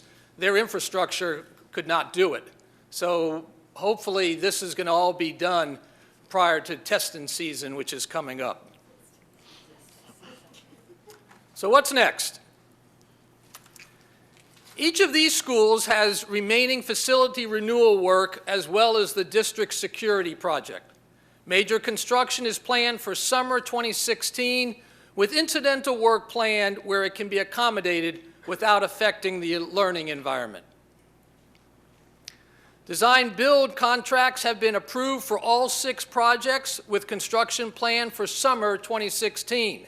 Sea Park and Cape View are estimated to cost under $2 million each. These are being done under the district's continuing services contracts. The remaining 4 schools were bundled into 2 projects of 2 schools each to reduce administrative costs and better position the district in the marketplace.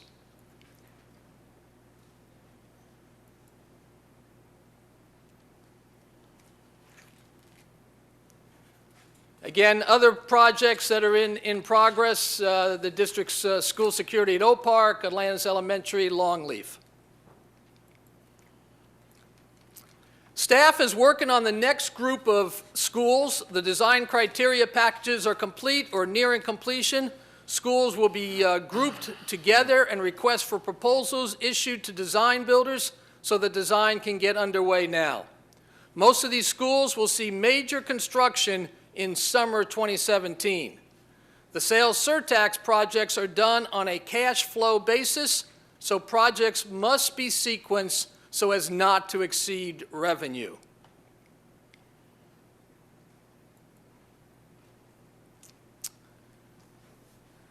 Cash flow is affected by unplanned critical needs. Currently, the ICOC has endorsed the use of contingency funds for the replacement of 50 air conditioning units in portables, which is just the first phase of a 4 to 5 phase program. Chillers are also failing and need replacement out of the sequence from the planned projects. Wastewater systems at Pinewood and Discovery were not included in the assessment, but definitely need replacement. These are just a few examples of unplanned critical needs that are within the scope of the surtax plan, but had not been included in the surtax estimates. Policy recommendations. The ICOC is recommending school board consideration of a few policies related to the surtax.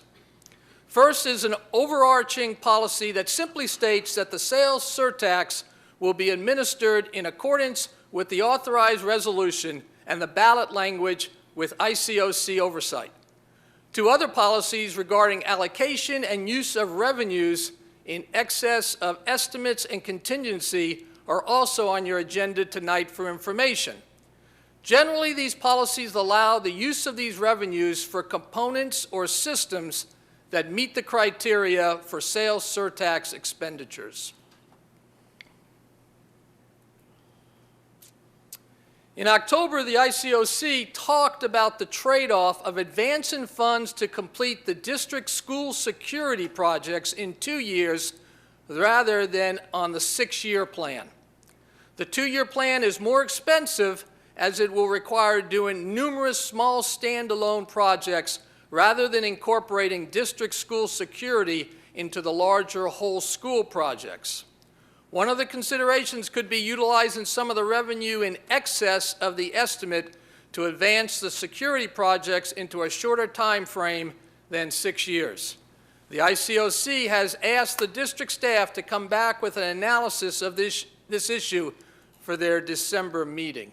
That became a big discussion at our last meeting, and I think it's important to note, even though security doesn't get a lot of the money, we felt that the priority was right up there, and that we didn't think going 5 or 6 years to get all of the schools under compliance with the security was a good thing. So that's where our recommendation came to try to push that up.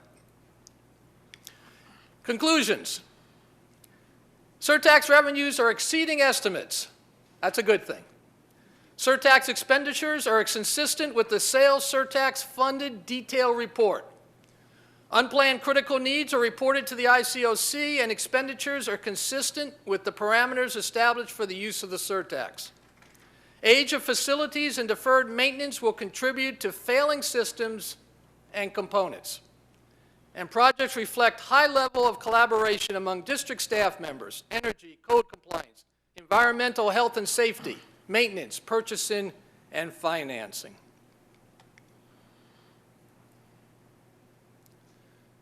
And that's our annual report to the board. There are a lot of experts that are here to take any questions that you might have, and I'll be more than happy to move over for them to answer those for you. Any board members have comments or questions? Mr. Craig? We get to start. First of all, Mr. Schifrin, and for all of you are here and those that are not, I want to thank you. Thank you for your time. Thanks for putting the effort in to do this. I think this is critical to the overall process, and your efforts are obviously very well intended, but are, I think, doing exactly what I think we hoped they would do. I do have a couple questions regarding that, though, and I just want to, more just to clarify in our own minds, specifically, you know, your meeting schedules. Do you think you have enough meetings in order to adequately address and I guess, foresee items? Do you see things happening that are in the past when you hit your next meeting, or are things waiting, or are you getting communication along the way that you can make a quick decision on, or maybe not a quick decision, but something in between that time frame when you meet? We are well informed, coming from the facilities department, and they're doing the massive work that takes place from meeting to meeting. So we know when we come to the meeting what the agenda is, we know what the projects are, we pretty much have an idea as to what it is that we're going to be discussing at each of the meetings. So in answer to your question, I think we're in good shape. We have the right, if we feel a need, to call special meetings, which we would do. But yeah, I guess that would be a couple of things you mentioned were maybe some critical need failures, you know, that happen. You're in the middle of a project, you recognize a critical need failure. How does that process work through the ICOC? You know, do you call a special meeting at that point? Does facilities say, call you? How does it work? Well, again, usually if a failure comes about, they're able to get onto the project and start doing the planning. And it takes time, unfortunately, for all of that to take place. So we're usually there at a meeting in order to answer that. Okay, before they would start, that makes sense. Do you feel empowered to provide the oversight that you imagined or that you foresaw when you applied for the position, and that you and when you took it as chair and also as a member? You know, I think that, like I said, the strategy for this tax initiative was so different than any other that we've done. And again, in my 42 years, I stood on a lot of corners and waved a sign saying, pass this and pass that. And unfortunately, it didn't happen. I would like to think that the addition of the Oversight Committee, where a group of citizens are overlooking or overseeing how the monies are being spent, indeed is a powerful thing, and we take our position very seriously. That's great. Thank you very much. Mrs. Belford? I would like to second the appreciation for all of you who serve on the committee. I would agree with you, Mr. Schifrin, that a big reason that the sales tax passed this time was because of the commitment of this committee to ensure that we are spending funds the way that we should. Would like to piggyback a little bit on the question that Mr. Craig asked. I have absolutely no doubt that you all take your responsibility very seriously. That's the reason that you agreed to do what you're doing. I'm not sure that we got a solid answer on, do you feel empowered to provide the oversight that you felt like you were going to be able to provide when you came on this committee? Do you feel like you are free to give feedback and disagree and say this is not in compliance with what we said we were going to do? Or do you feel like you've been put in the position to rubber stamp what facilities brings forward? No, ma'am. And I would welcome anybody, you know, our meetings are open to the public. I would welcome anybody to come and attend one of our meetings, and you would see in action, we're constantly questioning, why is this being done? What are we doing here? A few committee members do it a little bit more than others, but we do have that discussion. So again, empowered, yes, we do. The facilities department does a fantastic job, but again, we understand what our role is. And if they didn't want us or if we were not part of it, then there would be no reason to have the oversight committee. We understand what our job is. Thank you. Another question. Would you say at this point with your experience, and other members of the committee feel free to shake heads as well on this question, would you say that the district is being a good steward of the taxpayer dollars with the way that they are handling the sales tax funds? I hope they're all shaking their head like this behind me, because the district is also understanding what this is all about. Trust has always been an issue. And I think the district understands that what we're doing, we need to make sure we do it right. We know, for example, that this 6-year period is not going to solve all of our problems. I think there was like $194 million worth of needs, and we're only going to get $94 million. We want to be able to go back to the public and say, hey, we did a great job, didn't we, for the past 6 years? We watched over the monies. Look at all the wonderful things it did for our schools. How about maybe renewing, another 6 years? Thank you for that. I agree with you that we have to be very careful, because we probably are going to have to revisit that issue later. Another question for you, and this goes to the entire committee as well. In the event that you have concerns about the way that the sales tax funds are being used, do you all feel empowered and encouraged to reach out to board members and share those concerns with us? Again, nothing has happened up to this point for us to feel that way. I mean, again, they do a wonderful job in regards to prioritizing the projects and doing the money and the line items and everything else. So there's really nothing that has yet happened that would make us want to do that. I'm convinced that in a committee, if there was an issue and we felt that that was not appropriate, facilities would also agree with us. I mean, we are working hand in hand. It's a very good relationship. Are there things that you all feel we need to do better or differently? We, as in the committee. The committee. Let me just clarify. Are there things that the committee feels that the district needs to do better or differently in use of the sales tax funds? I can only speak for me, and as chair, I hope I represent the other members of the committee. But I think that the many projects that are currently being done as a result of the surtax are making a very positive impact on our district. I cannot think of anything right now that we need to do more of. We're obviously mindful of the fact that right now we're in a good time, and as a result, we have $4 million more than what the estimates were.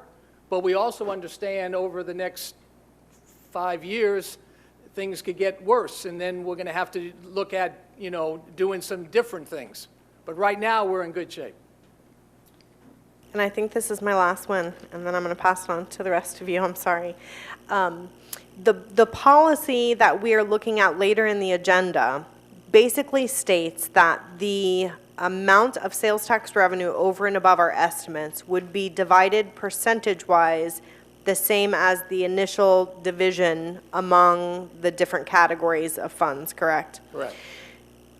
Although you referenced potentially speeding up the school security projects, it sounds to me as though if we did that, then we wouldn't be following the policy that's being put forth later. So would that policy be limiting your ability to more effectively guide the expenditure of funds, I guess is my question. What I don't want to have happen is that we have money sitting in an account because we have divided it by percentage and we have needs that we can't meet because we endorsed a policy that says we can only spend it here. I'm going to ask Sue Han to come and give you an answer to that. Thank you, Ms. Belford. I think we had initially talked early on in the program about accelerating the district security projects and utilizing revenue that we would otherwise be using on facility renewal projects for district school security projects because it takes a long time for us to implement the facility renewal projects. So I think that option is certainly still open to us. But in light of the conversations that we've been having with the ICOC, I think it's likely that you'll see a policy coming to you that specifically talks about bucket loans, so to speak, so that we can advance funds from the facility renewal bucket to the district security bucket and then repay it back as those revenues are coming in over time. So we're looking at that issue to have that flexibility. So did I answer your question, ma'am? You did, but kind of brought up an additional question. Would it not be better to postpone adoption of a policy for allocating the revenues over and above the estimate as opposed to adopting a policy and then coming back and adopting another policy to allow bucket loans? The reason that we'd like to adopt the policy now is so that we can utilize those resources regardless of which bucket they're in. Right now they're just set aside and so we don't use them at all. And by allocating them to the buckets, we're able to move ahead with many of our projects. So we think it's appropriate to bucketize those monies and then have the ability to utilize a facility renewal bucket to advance a district security project if we need to. The scales are different in those two buckets. So the district security bucket is much smaller, and so the facility renewal bucket can support those loans pretty easily without having significant impacts on the project schedule in the facility renewal realm. Thank you. Thank you. Okay. Mrs. Nisi? First, reiterate what the previous two board members said about thank you for serving on the committee.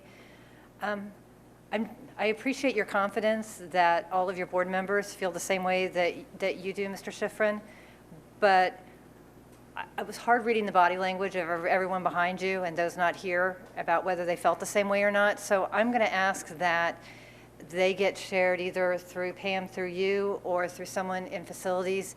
If they would be given the contact information of board members, so if they have a question or concern, they easily know how to contact us.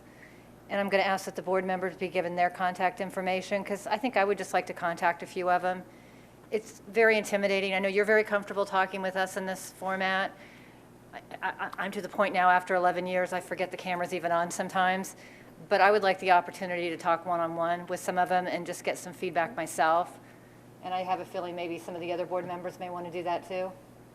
Yeah, and once again, as I made the comment, we're all about transparency. Absolutely. So, we're not, whatever, needs to be said, should be said. I just want to hear from a few other people, what do you think's working? What are some things you have some concerns about? And I just want to hear from everybody, I guess. So I just want to be able to make a few phone calls, and I want them to feel comfortable calling any of us. Sure. But thank you all for being here tonight and for serving on this very important committee, because I agree with my fellow board members, this committee is the reason that this half-cent passed. Absolutely. Okay. Thank you. Mrs. Henderson? Thank you so much for doing this work for the community and for the school board, because it is very important to have the oversight, and I appreciate everybody's time and effort they're putting into this. I would just sort of not disagree. However, my concern about, one of the reasons we have the committee and it's not us, and why the board didn't choose who's on that committee, was to keep distance so that it didn't look like board member involvement or district involvement. I mean, that was sort of the purpose, because nobody wanted board members to be involved in this. So My preference is that, so just for open conversation, my preference would be that if there was a problem that facilities wasn't doing, then bring it to the board as a whole, as a committee, or that's just my preference, to kind of keep the distance that, quite frankly, that was part of why the committee was formed the way it was, is because public didn't want the board involved in it. So I'm concerned about getting to, I have no problem with speaking with any of you, and it's not about that. I just don't want to mesh the world so that it becomes, if something goes awry, well, all of you board members got involved in that, and you know, I think there should be a little distance, and that it should be full transparency, but we should be doing it publicly. That's just my 2 cents. Okay, thank you. I will wrap up by thanking you all for, I'm sure it's a tremendous amount of time that you have to put in reviewing all of these different projects and the details and understanding. I've looked into facility things, and I know some of them are very complicated and hard to understand, so thank you. I know it's a lot of time, and I will chime in on that topic also. First, to the committee members, thank you again for serving, but as elected officials, you have every right to speak to us at any time you have a concern. And while Mrs. Henderson is correct that the public does want that distance, we may be your only source for solving a problem that you don't think that you're getting traction on. If you disagree with something, or you know, there are some committees and some boards in this world, we'll put it that way, that sometimes the committee members don't feel they have enough power to make their point. Knowing some of you, I'm sure that you all get to speak your mind, and you all have significant input, and I have tremendous confidence in Mr. Schifrin in guiding you all that way. But please, feel free to reach out at any time if you have any concerns or any questions, you need more resources, or if there's something we could do to help you do that job. But thank you very much for everything you're doing. Okay, thank you. Okay, before we go to public comment, I'll check with the board to see if you'd like a break before or after public comment, because we will have one. So. How many do we have? We have 3. After, we will break after. Then that brings us to public comment. Maximum allotted time for each speaker is 3 minutes. Clarification of information presented and answers to questions specific to district business and educational matters we posted on the school board's website under the section called For the Record. Please speak into the microphone and state your name for the record. Our 3 speakers in this order, we'll start out with Matthew Susan, Richard Smith, and then Dan Bennett. Matthew Susan, please. Thank you, Board. Congratulations, Mr. Ziegler, on your chairmanship. I had a speech on some other issues, but I wanted to clarify some of the things from the pulpit back there when we were speaking. Mr. Craig, you asked, basically what they do is if there's a crisis situation, they will fund that crisis situation immediately, and then as you heard them say, they'll move the buckets around to pay for it at a later date. So you understand, so we don't have to be at the very meeting to have it happen. It can happen in between. All of a sudden 10 chillers go, they can enact that right now, because prior there's all of the lists already set, what we've already approved. And if anything comes out of it, then they can pull it out of the contingency fund. But what they do is they will enact on it and then replace it. And the idea is that all of these policies are auditable at the end. So as we're moving forward, you're looking at it, you're saying, how do we know if any of this stuff is? There's an audit process at the end of each one of these projects. So as they're cleared up, they're audited. So does that kind of help out in that regard? And Ms. Belford, you spoke about, about all the different issues. Do we feel comfortable and everything like that? We're an oversight committee. We have no approval to do anything. We can't block anything. All we can do is red flag it and come to you. So as far as that goes, Sue's been doing an amazing job. I'm convinced that half of the land clearing in the county has been where our paper's going, because we get the best reports in the entire world. And then, but basically we have that system already in place, and if there's a part that needs to be spoken up about, we can do that.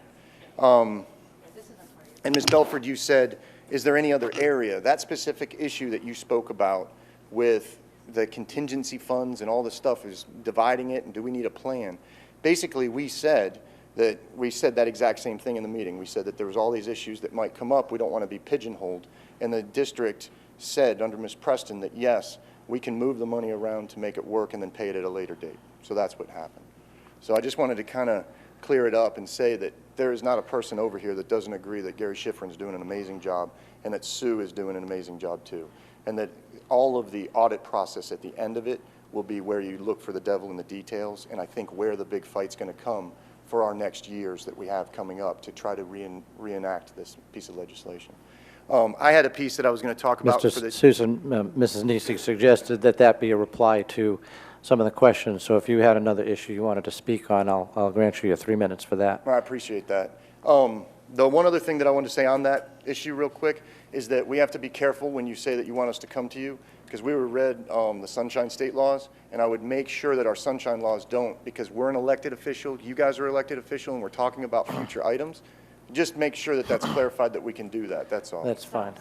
Just as an item, Mr. Beislein, I remember you telling us, we thought that, you know, Matt, I briefed the Committee on the Sunshine Law. You can speak, any one of you can speak with any board member because you're on different boards or committees. There's no problem with that. Okay, perfect. Yeah, we just can't talk to each other, I guess. So, okay, so now my other 3 minutes start now? Go ahead. I wanted to talk about the recent issues that happened in Paris and how they relate to me when I was sitting there the other day. See, basically, we have an agenda item later on today where it talks about Rockledge having the availability of federal funds to offset the cost of an SRO at the elementary schools.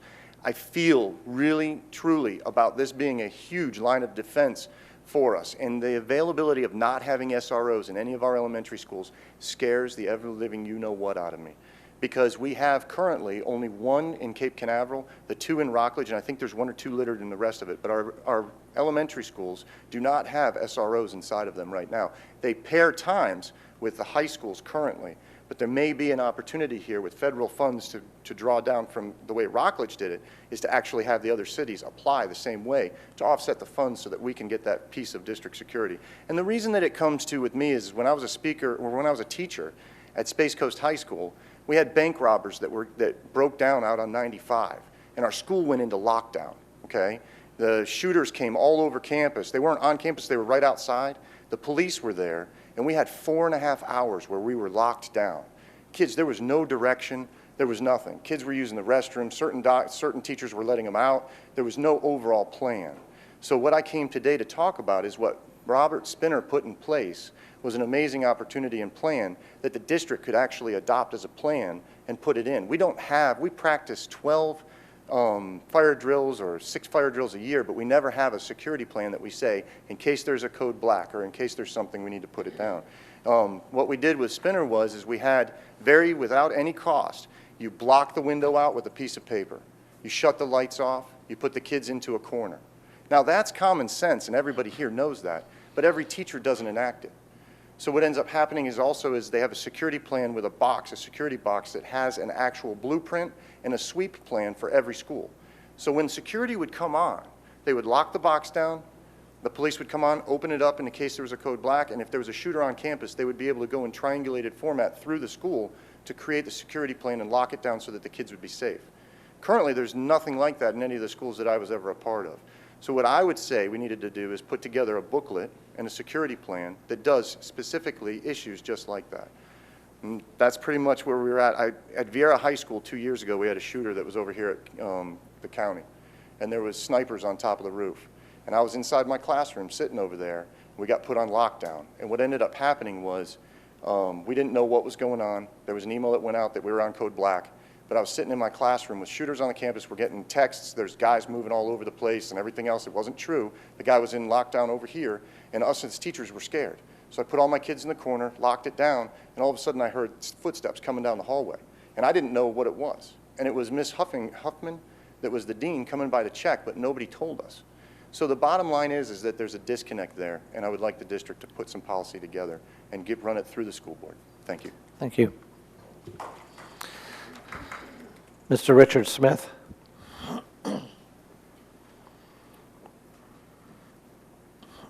Thank you for the honorific, Mr. Chair.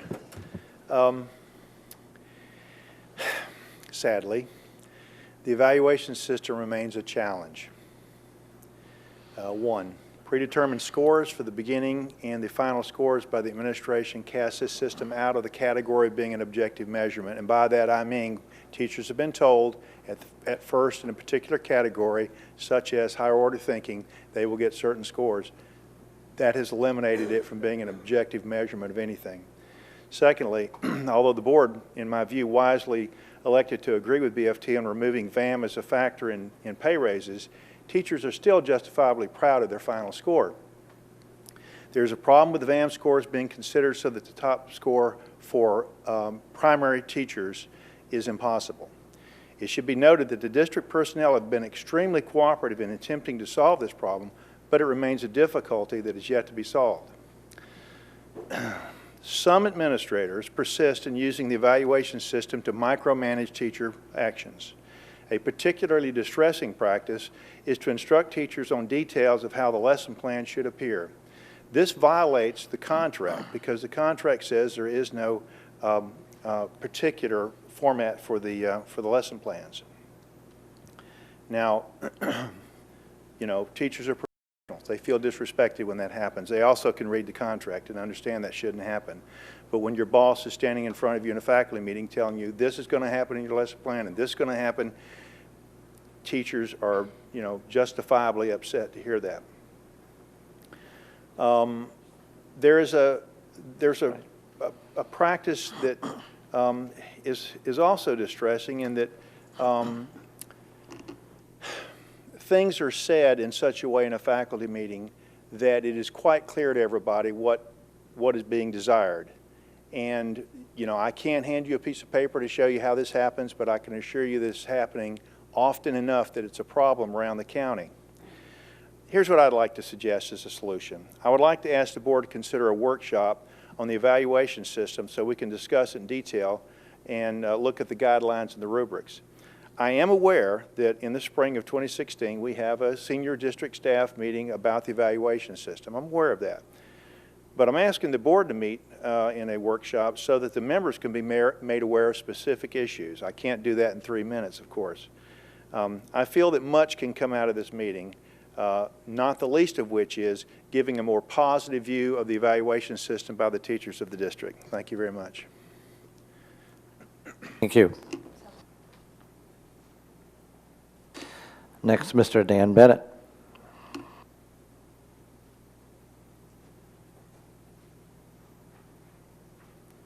Good evening, members of the board. Good evening, Dr. Blackburn. Congratulations, Mr. Ziegler. And I'm a touch nervous because I know I'm between you and a break, and I have no notes, but that's okay. I'm used to winging it anyway. It's an important topic, which is why I'm nervous, and I don't want it to get lost in a hurried 3-minute speech. So I'm going to bring up something that we brought to the bargaining table.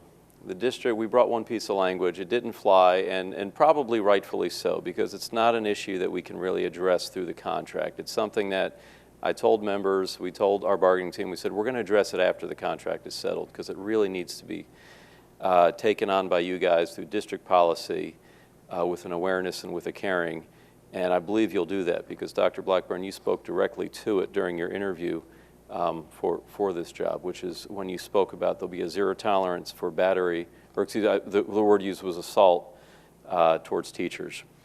In my 15 years in this county, in my 8 years in this job, I'm seeing the issue of teacher injury at the hands of students growing. And I'm realizing that there are not set policies in place that encourage the board and the district from investigating these matters. Now, you might say specifically what I'm talking about. I'm talking about everything from little kids to big kids to inadvertent to deliberate to actual hitting the teachers to threats on teachers' lives or their property. It's not epidemic. I'm not saying every teacher has an anecdote, but I'm saying that this problem is growing, and it's growing geometrically. What's in place for a teacher who's hit, who's injured? Well, they can write a referral. Writing referrals has become tremendously discouraged through the years. It's all about positive reinforcement. It's all about 12 steps to writing a referral. It's all about did you call the parents. It's all about what did you do wrong. Did you send the kid to timeout? Referral writing is discouraged. We could suspend the kids. Suspending is discouraged, but that's not what we're not here to throw out the kids. We're not here to throw them to abeyance. We're here to report the problem, realize it's an issue, and come up with a way of solving it. We could teacher authority law the kid, but then if there's no other place for the kid to go, the kid's back in your classroom. But we're not here to throw the kid out. We're here to document the problem, come together, figure out what we can do about it. We can fill out an incident report if the teacher is injured, and that leads to a drug test, which is humiliating. We're not saying we have anything to hide, but it's humiliating, unnecessary. Teacher gets hit by a kid by just breaking up a fight, or a book gets thrown, or two kids are attacking each other, or a child with special needs is throwing their arms about or having a tantrum, and the teacher gets hurt. Well, the teacher goes for a drug test if they report it. I'm asking all of you over the next couple months, work with us, work with the district. Let's explore the issue. Let's not make more work for teachers. We're not asking for another data collection meeting and more tick marks. But let's come up with a way of saying that we're not going to tolerate battery and assault on teachers, kid-on-kid violence, or violence in our schools. That's our mission. It's bigger than the contract. It's something we should commit ourselves to looking at and solving. Thank you. Thank you. The board wishes to thank tonight's speakers. Your willingness to speak to the board is appreciated. And with that, we will have a 5-minute recess.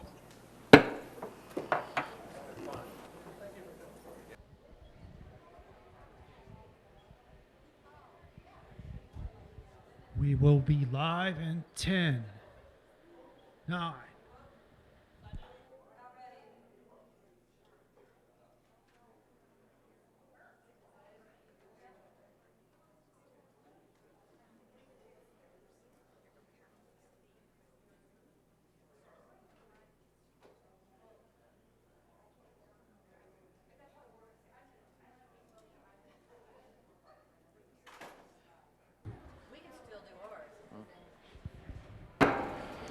Okay, we're back, and that moves us into the consent agenda. Dr. Blackburn. There are 26 agenda items under this category. Could we have attention, please, from the audience? Thank you.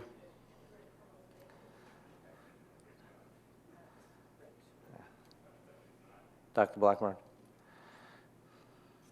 26. Oh, I'm sorry. I couldn't hear you over the noise. Does any board member wish to pull any of the items on the consent agenda? Mrs. Nisi?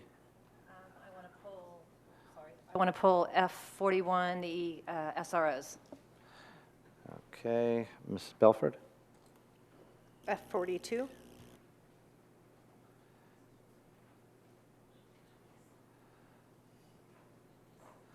Okay. Anybody else wish to pull anything? Okay. Okay. Pam, if you could pull those, or you don't have your computer up yet? No? Okay. Well, then I will entertain a motion to accept consent items with the exception of the items that were pulled for discussion. I'll move to accept the consent agenda except for F41 and F42. Second. Okay, we have a motion by Mrs. Nisi, a second by Mrs. Belford. Any discussion? No. In that case, we're going to voice vote because the computers are not up right now. So all of those in favor say aye. Aye. Aye. Opposed? Motion passes 5-0. Okay. Now, let's start with F41 and Mrs. Nisi. F41 was a late addition to the agenda. I am in support of F41, but I've asked Lieutenant Scully, because it was a late addition, to please just do a brief description of what this is and what will be the cost to the district to this year, which is a great number. I wish all things cost this for this year, and how this came about. Thank you, Mrs. Nisi. Item F41 is a proposal from the Rockledge Police Department. Chief Lasada called me about 3 weeks ago, maybe a month ago, very excited. His staff did a tremendous job in applying for federal grant funding for 2 part-time school resource officers, one for Anderson Elementary, the other for Gulfview Elementary, both in the city of Rockledge. He was one of a handful of agencies nationwide that was awarded grant funding through this grant application, and he has grant funding available to begin December 1st. The proposal that you have is an agreement between the board and the City of Rockledge Police Department for this school year, the 15-16 school year. And in the proposal, it would be the board's granting permission for Rockledge PD to insert school resource officer at both Anderson and Gulfview beginning December 1st through the end of the school year, and the cost to the district is $0 this school year. The issue of concern going forward is this is a 4-year grant. The federal funding for the grant is 80%. The municipal match from the City of Rockledge is 20%. The approach we received from the city was, would the district consider supporting them on the 20% match in year 2, year 3, and year 4. Again, that's 20% of the overall cost. We're currently funding our 27 school resource officers at a cost of $31,800 apiece. The projections that we have from the City of Rockledge is that the reimbursement in year 2, 3, and 4 would be a fraction of that number going forward, although we don't have a clear number what that will look like in year 2, 3, and 4. We think it will be a fraction of the traditional reimbursement amount of $31,800. So what we're seeking this evening is board authorization to move forward with the grant application as a partner with the City of Rockledge, and to allow us to implement school resource officers beginning December 1st at Anderson and Gulfview Elementaries. Anybody else? Can you just clarify, Mike, what you're asking for is to go forward for this rest of the school year, not with the overall sharing of, since we don't even know what that share cost would be, nor do we know, it's great that we have a partner, but it's not district-wide, obviously, and so, we got to make sure that we have built it into a plan, and I know we don't want to, look a gift horse in the mouth, but on the other hand, we also want to make sure that it's incorporated into a plan that's going to, are these 2 schools the only schools that we move forward on, that type of thing. Are you asking just for the next 6 months? The proposal that you have before you is an agreement for the remainder of this school year. The grant application that Rockledge has to return to the federal government by December 5th is essentially a funding commitment for that 4-year budget cycle. The City of Rockledge is prepared to go on its own in years 2, 3, and 4. They're asking for consideration in year 2, 3, and 4, although that is not before the board. The only issue before the board is this school year, 15-16, 0 expense. But Perfect. big picture, we do need to be talking about year 2, 3, and 4. Okay, thank you. Anybody else? Yes, sir.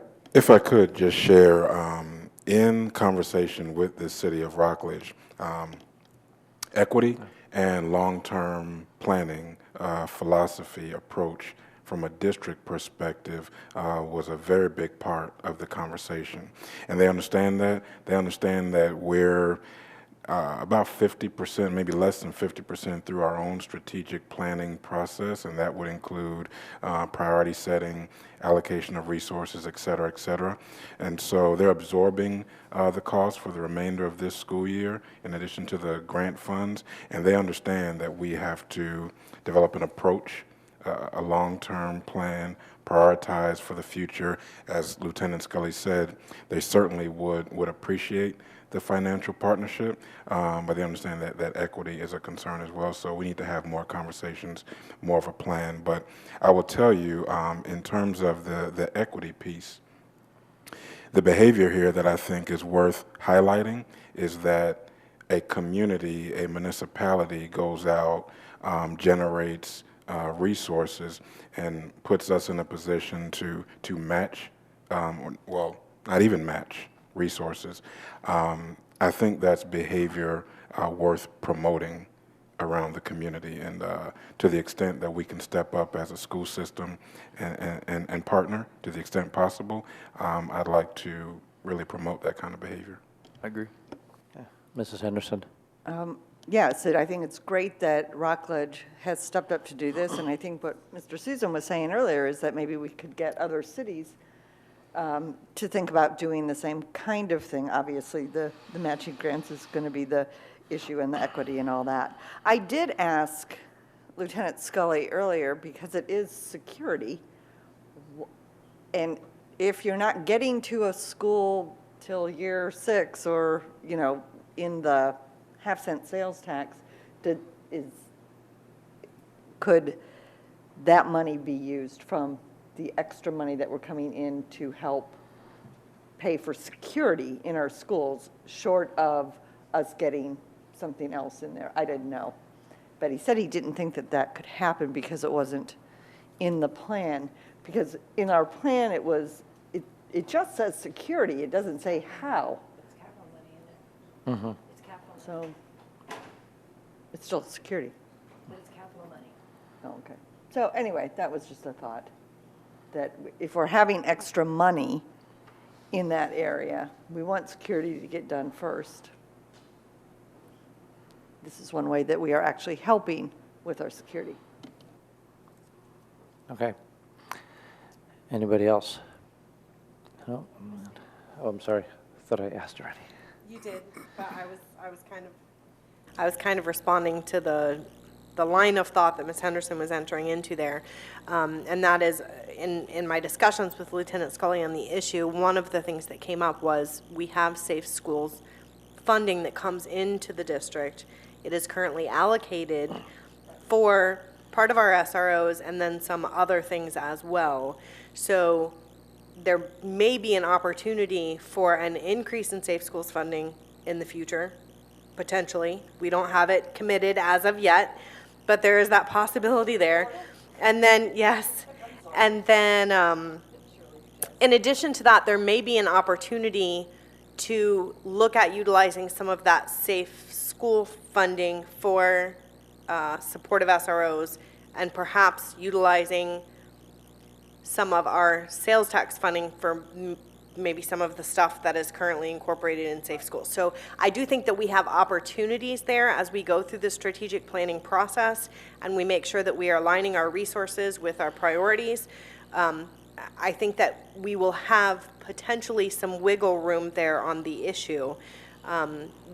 But like the rest of you, it's no secret that I'm a huge proponent of SROs in elementary schools, and I would love to be able to do this in all of our schools at some point, but I certainly support what's being brought forward at this point. Okay, anybody else? Mrs. Nisi? I'll make a motion, move to approve. Second. Motion by Mrs. Nisi, second by Mrs. Belford. And we are not up yet, are we, Pam? So we will do a voice vote. Since we've had discussion, I don't think there's any more discussion. Nope. Then all those in favor, say aye. Aye. Any opposed? Motion passes 5-0. Next item is F42. And that was Mrs. Belford, if you'd like to start.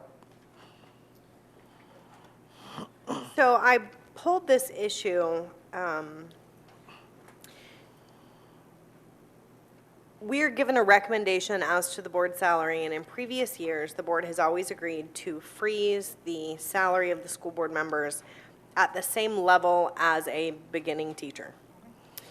My concern with that is this year, we gave beginning teachers a pretty hefty raise. And it just doesn't sit well with me that there is the potential for it to be construed as we gave teachers a healthy raise and we are benefiting from our decision to give those teachers a healthy raise. The amount that's being put forth in the recommendation on this item is $740 less than the recommendation coming from Tallahassee, which I feel better about than the recommendation that Tallahassee's putting forth. But I still have a level of discomfort with us raising the board salary at the same level that we raised the entry-level teacher salary. It just doesn't feel right to me. So certainly I can put forth a recommendation, but really what I wanted was to kind of see how we were collectively feeling about the issue. If I'm alone in my thoughts there, or if, what is that?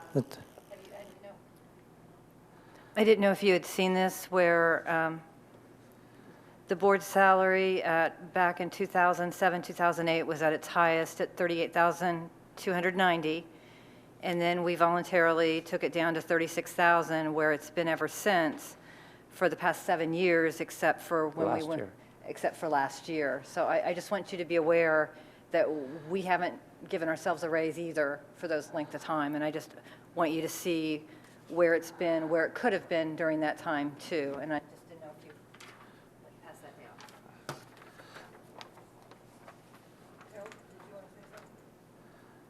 Now, Mr. Craig, I believe you wanted to contribute?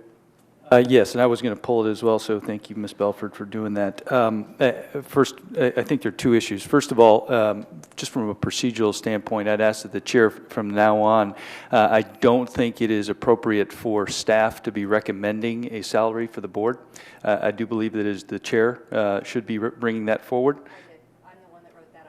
You wrote that item? Okay, it's being presented by Ms. Preston that it is her recommendation. In fact, that is both in the written and verbally. So going forward, I think it needs to be specifically, and if that is, then that's good. And we just need to make sure that it is conveyed as such, especially on our agenda.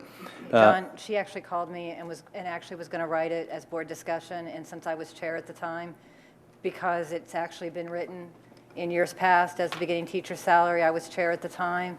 That was going to be my recommendation because that's what I've always believed it needed to be set at, so it came from me. Okay. So please don't blame Judy. Oh, I'm not blaming, I was saying it was a procedural thing for the board, and if that's the way it's been, that it was done, then we just needs to be reflected that way. I would echo what Ms. Belford said and go a step further. Certainly, I don't think it was anyone's intent to give ourselves a raise because we gave a teacher, starting teacher salary a raise, which was well-deserved and well-needed for a variety of reasons. And certainly, there was a time when it was appropriate to tie the board salary to a starting teacher's salary because we had frozen it for so long. I think that was the right thing to do. Last year, we went up a little. I didn't agree with that at that time, gave my reasons, but certainly at this time, the reason of coupling our salary to a starting teacher salary doesn't exist anymore. It is not relevant. The two are not connected in any way, shape, or form. And to continue to say that we've always done it that way is the wrong reason. And so therefore, I move to freeze our salaries at the current level where they are for the last year. Anybody else like to chime in? I have comment, but I'll let you all Point of go procedure is first. a motion on the table. Oh, I didn't hear a second, but I don't think that means that it's dead either, because I know we have two members who feel that way, but. I'll second for discussion. Okay, well, I'll respond in terms of discussion then. Go ahead. Can I have my paper back? Oh, sorry. Can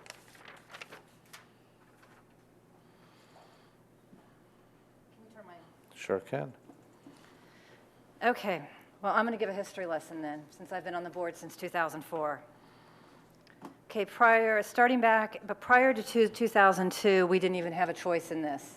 Prior to 2002, we are constitutional officers in the same way our counterparts across the street are as county commissioners, where the legislature sets our salary based on size of our constituency. And just like every other constitutional officer, whether you are the sheriff, whether you are the tax collector, whatever position you are, it is set up in Tallahassee. And prior to 2002, the left side column here would be what we would be paid. So that is why FSBA sends out, I think we all got the same email, what our salary would be. So back in 2001, 2002, when FSBA took the stand against class size, or for class size, Harold, remind me, that was for class, we joined the lawsuit. Against class size, the punishment from the legislature at that time was they enacted a law they'd never done before, was we had to set our own salary then. We were the only constitutional class that had to set their own salary. And so that was our punishment at that time, because then we had to, in front of our constituency, set our own salary. And so that was always a really difficult thing to do. And so when that really kind of didn't do the job that they thought it would do, some of us did, some of us didn't, then the law changed. You'll see back in about 2007, 2008, the law reverted back to state calculation rather than the board setting its own salary. So they did that for 1 year. Then 2008, 2009, they allowed the board to voluntarily then set their own salary. So we didn't even, up until class size, have the authority to do that. It was all done on a punishment basis based on a lawsuit back in 2001, 2002. So the reason we're even here, so technically, we're the only group that even faces this because of a lawsuit that happened. And if you want to base it on something that is not tied to anything, it would be what every other constitutional officer does, which is the $39,966, which is what the state levels. I'm the one that proposed, I'm the one that started the whole thing years ago on the first-year teacher, because I want it tied to something. I never felt comfortable making more than a first-year teacher. That's why I proposed that. I approach this as a full-time job because I spend many hours. People think all we do, you guys know differently, I don't have to sing to the choir here. Most people think the only thing we do is come to meetings twice a month and wave signs when we have something we're trying to get people to vote for. This is my full-time job. And so that's why I approach it with a full-time salary. And so anything less than a full-time teacher's salary, I see as an insult to the job that we do. And so I could not support anything less than a full-time teacher's salary because I look at what the job we do here is. And I'm sorry that you feel differently than that, but we have, as far back as 2007, 2008, been making the $38,290. And so I can support what FSBA recommends. I can support the first-year teacher salary, but to go with anything different, I believe is arbitrary.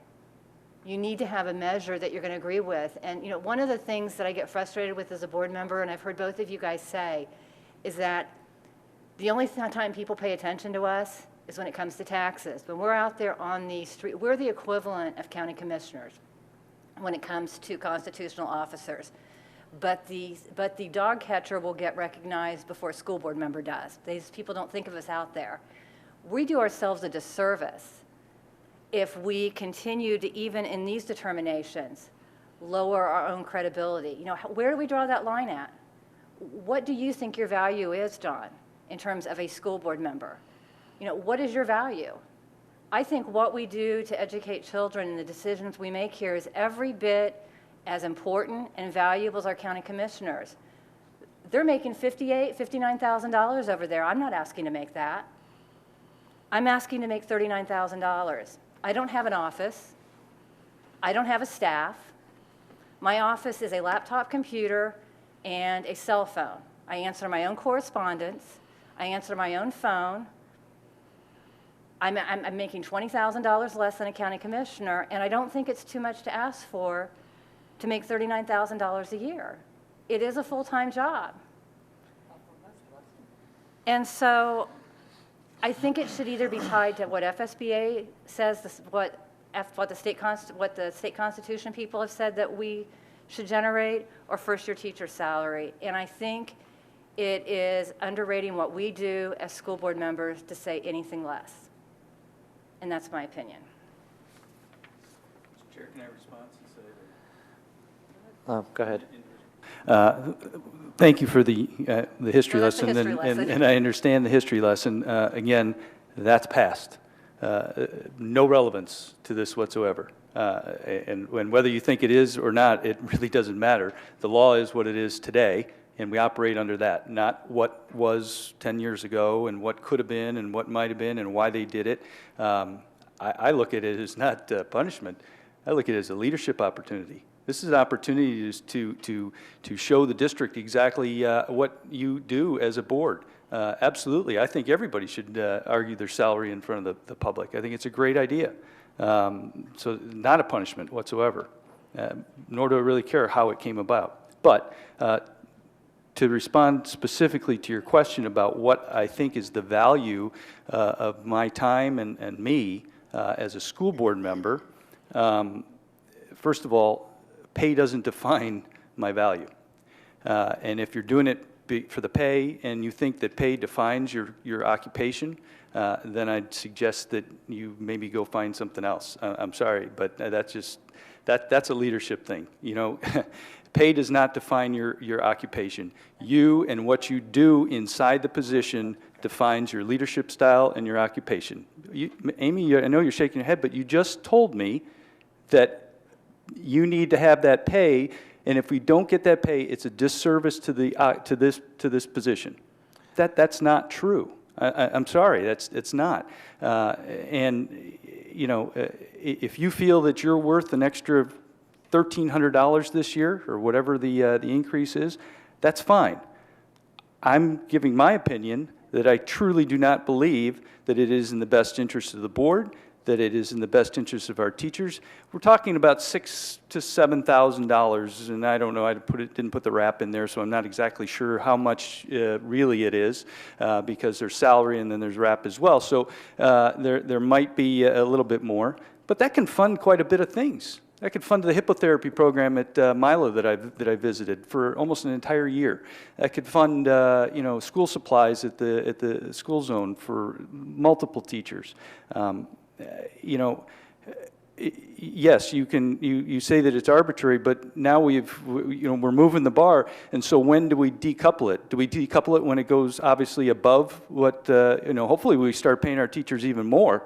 So what, then we go, okay, now we're not going to pay, obviously we can't legally, so we just take what the state gives us, you know, or tells us that we're supposed to get. So tying it to a first-year teacher salary is kind of arbitrary as well. And certainly, I think we made great progress. We were able to give a good compensation package to our teacher group this year. I don't think it's worth diminishing that by taking an increase ourselves. I think we wait for a year and we work through our strategic plan.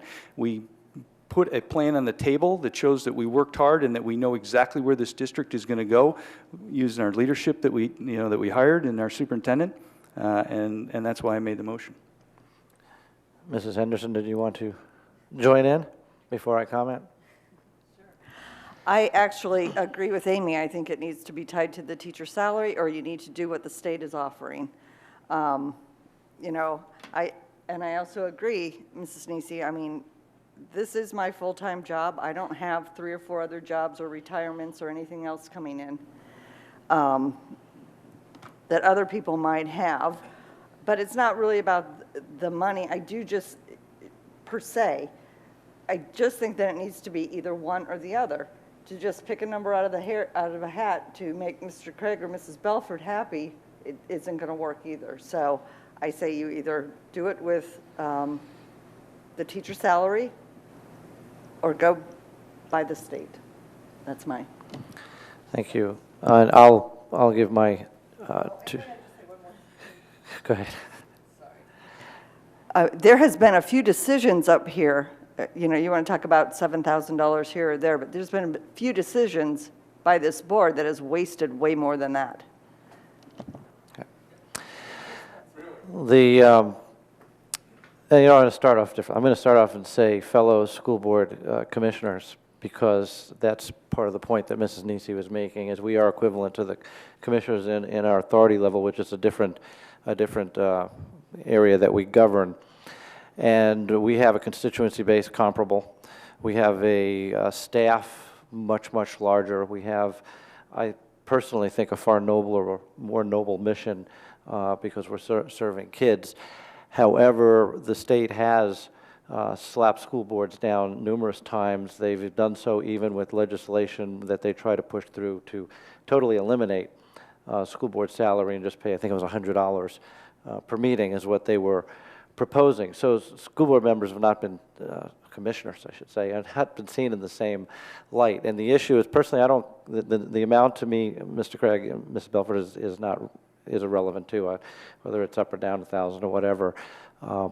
But for us to join the legislature and slap ourselves down when technically for all rights we should have some of the same assistance that a county commissioner has, such as they have staff, they have an office. We run at a handicap, we run and having to do that all ourselves. Is it necessary for them to have all that staff? I don't know. Is it necessary for us to have a staff? I think we do pretty well the way that we are operating, although maybe it'd be nice to have offices in our, so that's a whole other conversation, but we are in all senses equivalent, but we keep getting held down, and then to knock ourselves down a little more, I don't think is respecting our profession. So again, I don't care what the number is, but I don't think it should be an arbitrary number, which was Mrs. Henderson's point. I do think it should be a number tied to something relevant. And who knows, next year, the legislature may come back and set our salaries way below, cut it in half. Who knows what they're going to do. And then, you know, maybe that's okay, maybe that's not. But at this point in time, I'd rather tie it to something relevant. And I would lean towards the first year's teacher, because I believe the sentiment that at that time, Mrs. Nisi, correct me if I'm wrong, is we wanted to show teachers the respect that we don't feel we're of any more value than a first-year teacher. And I think that makes a very strong statement into itself. I don't believe a single board member up here was thinking in their mind that when we were discussing what we were going to give for raises to staff, that we were thinking about ourselves. And therefore, that's just a byproduct of what happened. The thing is, we're lowering. I think we're the only ones. I don't know of any other elected official that lowers their salary from what the state sets. In all honesty, though, the county commission is not receiving what the state sets. They are limited by the county charter. The county charter, though, doesn't govern the school district. We're autonomous to that, so they couldn't govern that. But again, we're the only ones that are lowering it, and I think it's the right thing to do, is to lower it to be no higher than a first-year teacher. The number where it falls, to me, is irrelevant, but we need to tie it to something that's measurable. Go ahead, Mrs. Nisi.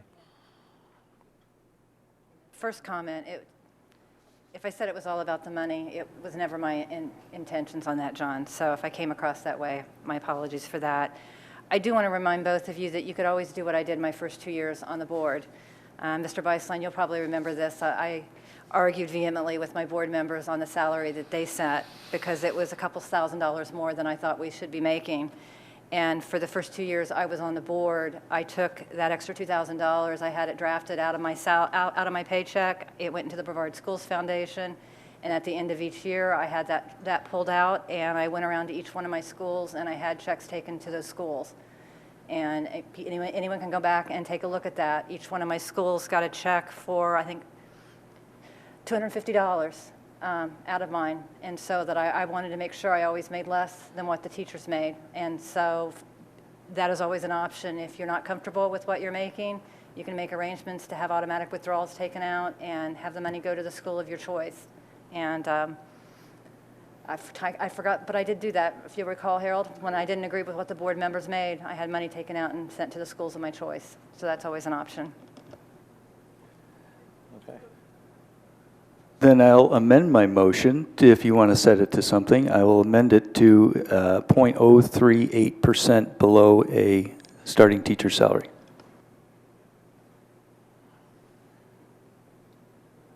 Any second? Sorry, that's 3.8%. No I was second? using the decimal. Okay, no second, then we're back to the original motion. Any more discussion on the original motion to set it at the current salary level? That was the motion by Mr. Craig, was that it doesn't rise, that we leave it at where it was for the previous year. And that's the motion on the There table. was never, no second made, I don't believe to that. Yes, there was. Did you Mrs. make- Belford made a second on that. She did. And so that is the motion. And we are not up, so it'll be a voice vote again. Okay, all those in favor of the motion to leave salary at the previous level, say aye. Aye. Opposed? No. Aye. Okay, motion fails. In that case, we need to have a motion to adjust the salary, or we'll set at the state's recommended, which I don't think we agree with. I move to approve that we set the school board member salary with the first year's teacher's salary. Second. Motion by Mrs. Nisi to set the school board salary at first-year teacher's salary, second by Mrs. Henderson. Any additional discussion? Okay, all those in favor say aye. Aye. Opposed? Nay. Nay. Okay, passes 3-2, as the other motion failed, 3-2. Okay, that brings us to probably, past that, brings up action agenda. There are 2 action items on tonight's agenda. The first one is item G44 on purchasing solicitations. Okay. What are the wishes of the board? G45, specifically the Focus software. That's funny you mentioned that. I was just talking to Dave about that. Just a minute. We need to vote on one at a time, and we need to start with G44. So what I'm looking for, and that's on the purchasing items. So I need a motion on G44. Move to approve. Second. A motion to approve by, was it Mrs., I didn't catch it, Mrs. Nisi, and seconded by Mr. Craig. Any discussion on G44, purchasing solicitations? All those in favor, voice vote by saying aye. Aye. All opposed? Motion passes 5-0. Okay, now, Next is item G45 on department school initiated agreements. okay, what are the wishes of the board? Move to approve. Second. Okay, motion to approve by Mrs. Nisi, second by Mrs. Henderson. Discussion, Mr. Craig. Yes, I'd like to talk about the Focus software. Thank you. Okay, go ahead. I got him on break. Ha. Would you like to? And I'm sorry, Mr. Arna, I did talk to Ms. Van Meter, and I know I talked to the superintendent as well, but, and I apologize not getting it to you earlier for the question. Specifically, I guess, I look at this, first of all, it's a software product. We're entering into another agreement with a software vendor. Yes, I know that there is a grant in the first year, but not in the out years. And my specific concerns are, first of all, what does it do? I didn't get a really good explanation. I read through it several times. I just don't understand it. So I need to understand exactly what it is it does and why we need it right now. Okay. And if we don't have it, can we still fulfill our mission? And then probably at the end of that, a discussion on the exact funding issues, because as I read through the contract, that first year, yes, funded by a grant. There's obviously some outlay from the board or from the district for user licensing, and then that user licensing continues in the out years at $4 a user, I believe. But what really concerned me was the clause on the maintenance.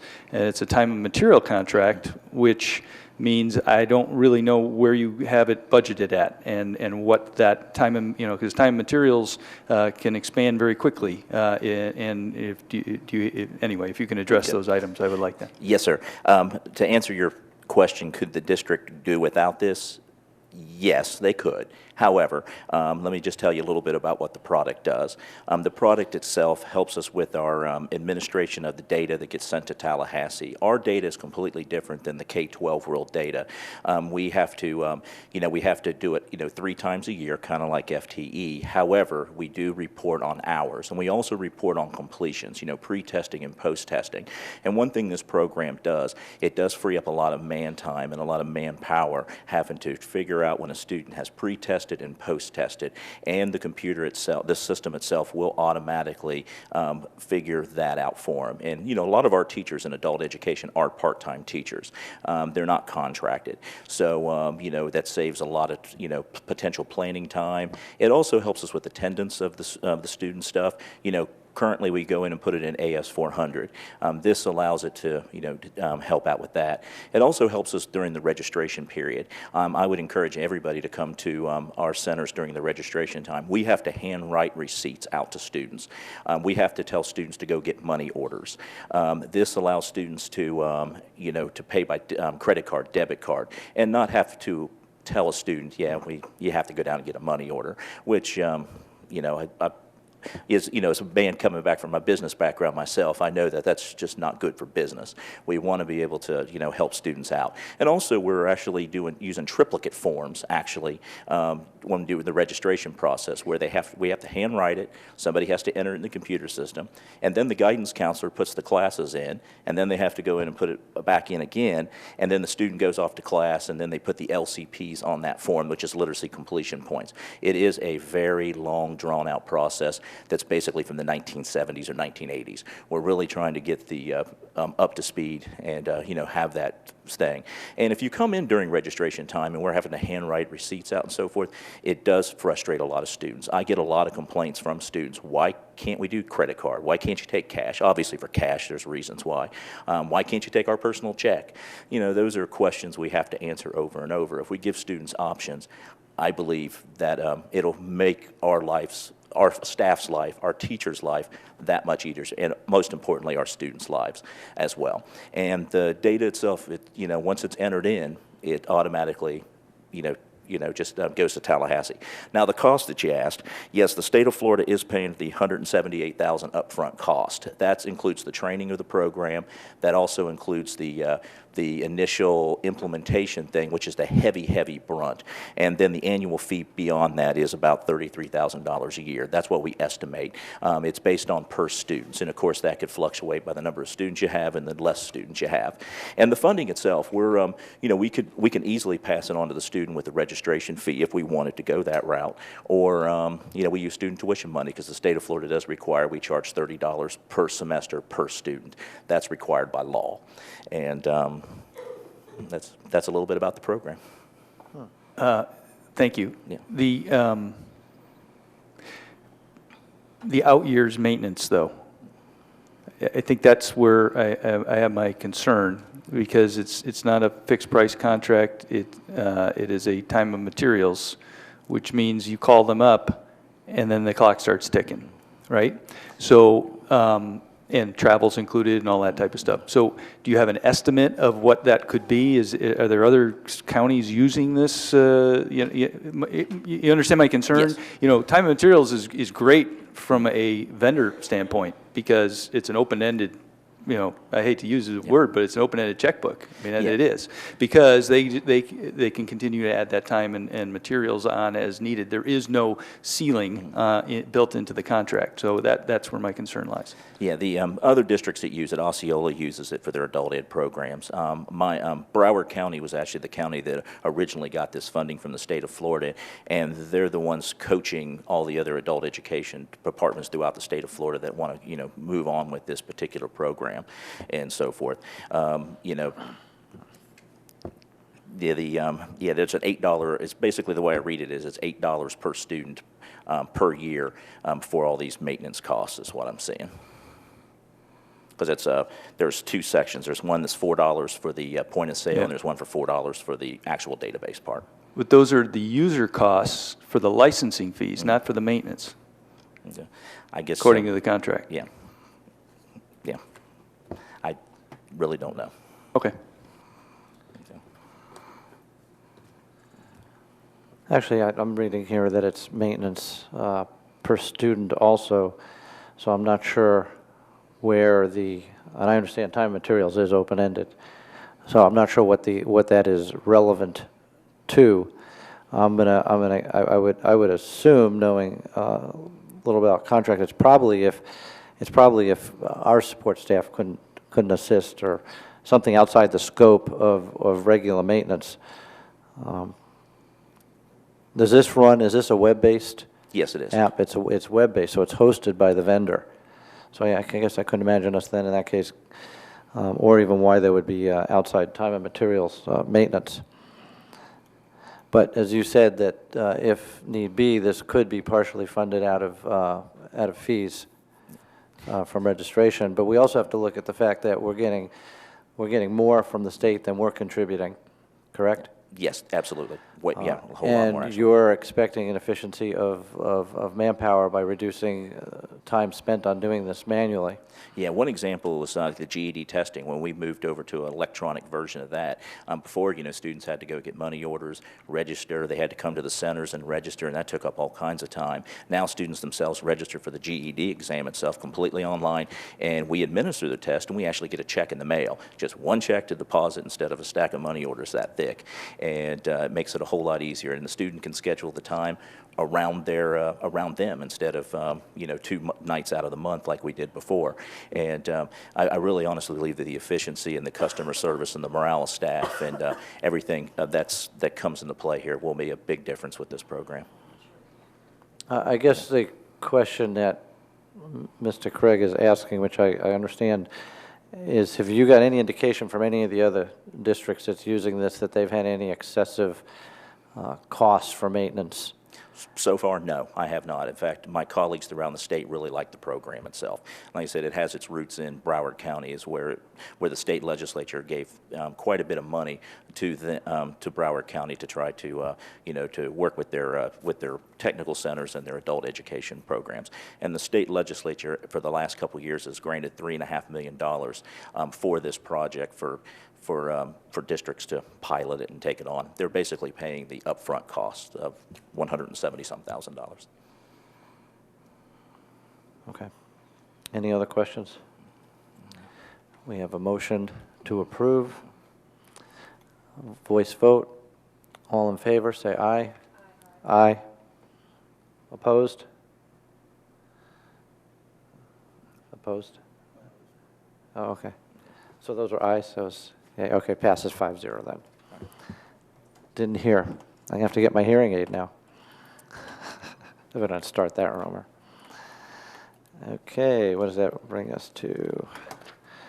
That brings us to the information agenda. The information agenda includes items for board review and will be brought back for action at subsequent meeting. No action will be taken on these items tonight. Dr. Blackburn? There are 6 agenda items under the information category. Does any member wish to discuss anything on the information agenda? No. Okay. In that case, we can move on to a discussion point. And I had brought up, just wanted to briefly discuss with the board minutes. The minutes from our meeting are transcribed, so to say, very meticulously, and I've noticed that there's a lot of details on conversation. Typically, Mr. Beislein, correct me if I'm wrong, but minutes are supposed to track the actions, primarily the actions of the board. And since we record our meetings, I didn't think we necessarily needed to put staff through the extensive amount of time they've been putting into this to almost transcribe in writing what we are speaking about on all of our items, and unless a board member required that detail in writing, I think that we should reduce the written part to the actions taken, and anybody really want to know more about the detail could watch the recorded meeting. Does anybody have any objection to that? Per se, but I do have to tell you that I go back and search our minutes for things and for certain topics, and if it's not, I don't have time to go through all the Understand. videos to get to where I want to go. But if I can search and it's written in here, I mean, so for me, I get although our search program doesn't work very well, Mrs. Irwin. That's but another story. That's another story. But if it worked really properly, then I could search for things that I needed to, like if we're talking about a certain product or, so there has to be a certain amount of detail so that I can still search, because that is important. Now, I understand. everybody's individual conversation, I don't care what you want to do with that, but I do think that there does need to be a little. Well, the topics touched upon, Mrs. Escobar, can you give us an idea of how much time you spend reviewing these meetings and writing up the detailed minutes?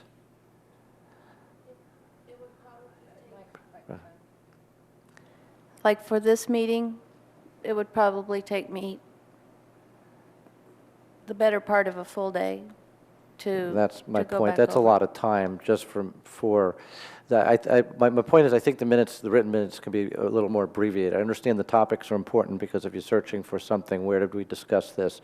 But the actual in-depth, Mrs. Henderson said, Mr. Ziegler said, I think that's just a bit excessive to warrant a full day's time to transcribe minutes. And I'm looking to save staff some time and effort doing that. And Mr. Beislein. The summary minutes are all that's required. A lot of people do things differently. It depends on your organization, how much detail that they want to put in their minutes. We have long meetings with a lot of discussion compared to a lot of other entities. But your minutes are important because they are the official record of what action that you take. And they are admissible in court, and they speak for themselves. So you want to have enough detail in there to memorialize the action taken by the board, but there doesn't need to be a verbatim. They don't need to be verbatim at all. Right. So the balance is up to the board. What would you like to see? I would like to see staff spending a lot less than 8 hours on notes, so maybe we need to just work on abbreviating just a little bit less verbosity. Is that a word? We're adding new words to the dictionary every time we turn around. But if you understand the point, if you could, and then we'll look at them and board members can give input on whether they feel that's adequate or not. I just think that's a lot of time to spend on minutes. Anybody else? I would agree with Mr. Ziegler in that if we can cut down on time for transcribing those minutes. I know not all of our videos from previous years were accessible through the agenda item, but now it's fairly easy. If you just go into our agenda and click on the item of discussion, the video for that item is right there. So, I would even be inclined to say as long as we have redundancy in the backup of our video in the event that we need to access it, and we make sure that it's up on the site and accessible, then I would even say that we could limit it to as much as just the action taken, the motions and the votes, and leave it at that instead of taking all of that detail. That would be my opinion. Is that enough? Harold, what do you recommend? I think it's a good idea to have Pam take on these minutes to take a shot at abbreviating it and see if there's enough detail in there to suit the board. But as Misty said, it's the action taken is very important. That's what they're for. That has to be in writing, absolutely. Yeah. But the balance, like I said, is up to you. But I think Pam ought to take a shot at abbreviating to, they don't need to be verbatim, and so you take the discussion piece and back and forth out and see what they look like. You have our permission to take a shot at that, get it to the board members, and they'll give feedback. Okay. Excellent, thank you. Okay, that brings us to board member reports. Who would like to go first? Mrs. Belford, we're going to start with you. Sure.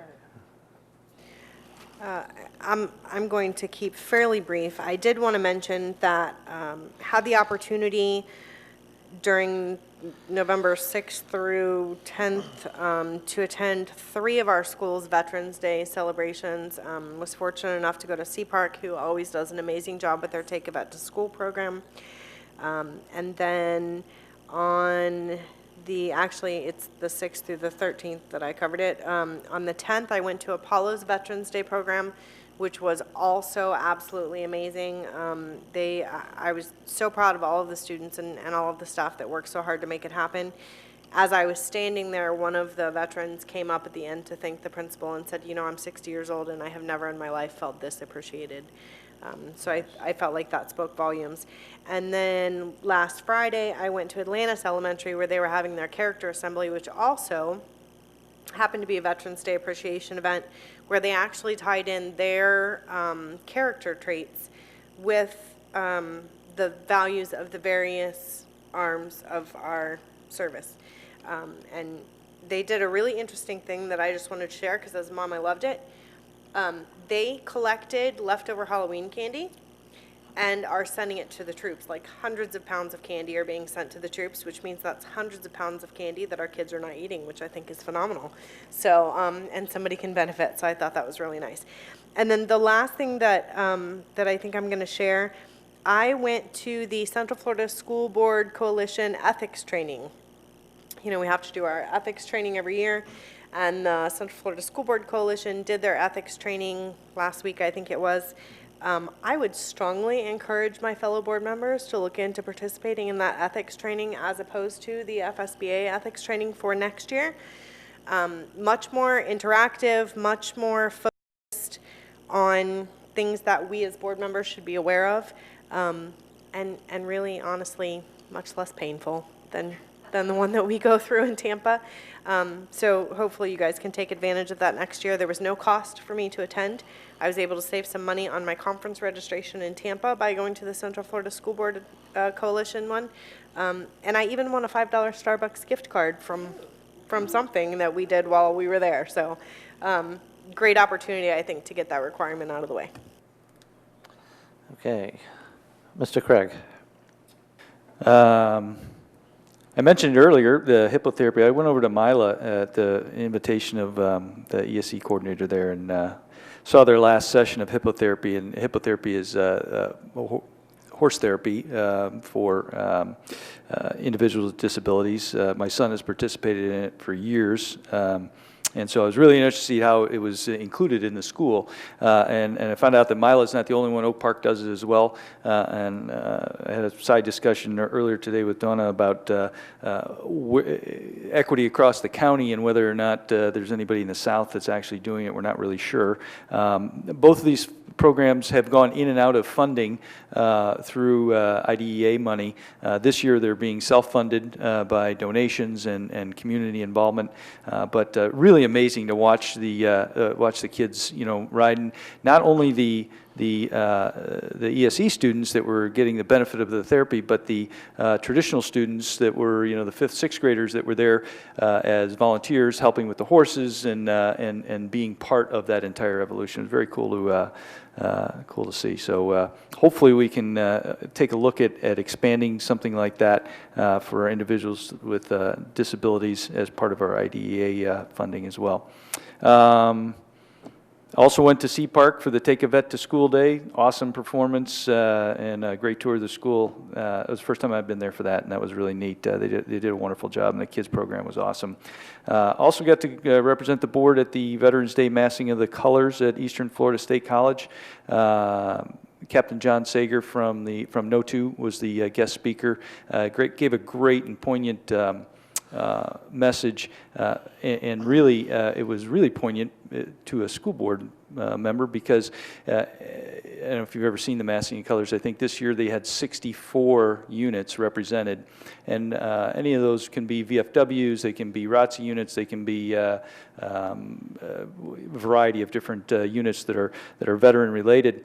American Legion and such, but many of the units utilize our student ROTC members to carry the colors throughout that, and it was really cool to see how many schools and how many kids were there not only participating, but then large groups of ROTC members in their uniforms, sitting out in the hot sun, taking the day, the afternoon of what is a day off to honor some of our veterans. And it was really, really neat to see, some of the older guys, veterans there, going up and talking to the kids, and you could just see excitement on both of their faces. It was really a neat evolution.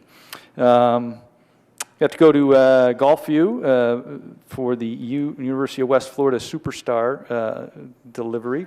Oh, Shining Star, I'm sorry, Shining Star. Miss Harold there is a teacher who has organized a thing called Family Engineering Night that is just taken off. Last meeting, they do it once a month. They had 39 families show up, and they build, they're given a project, and they basically have to build something. They use 3D printers, they use CAD/CAM software, they use all kinds of stuff as families to get in there at night and do engineering and STEM stuff.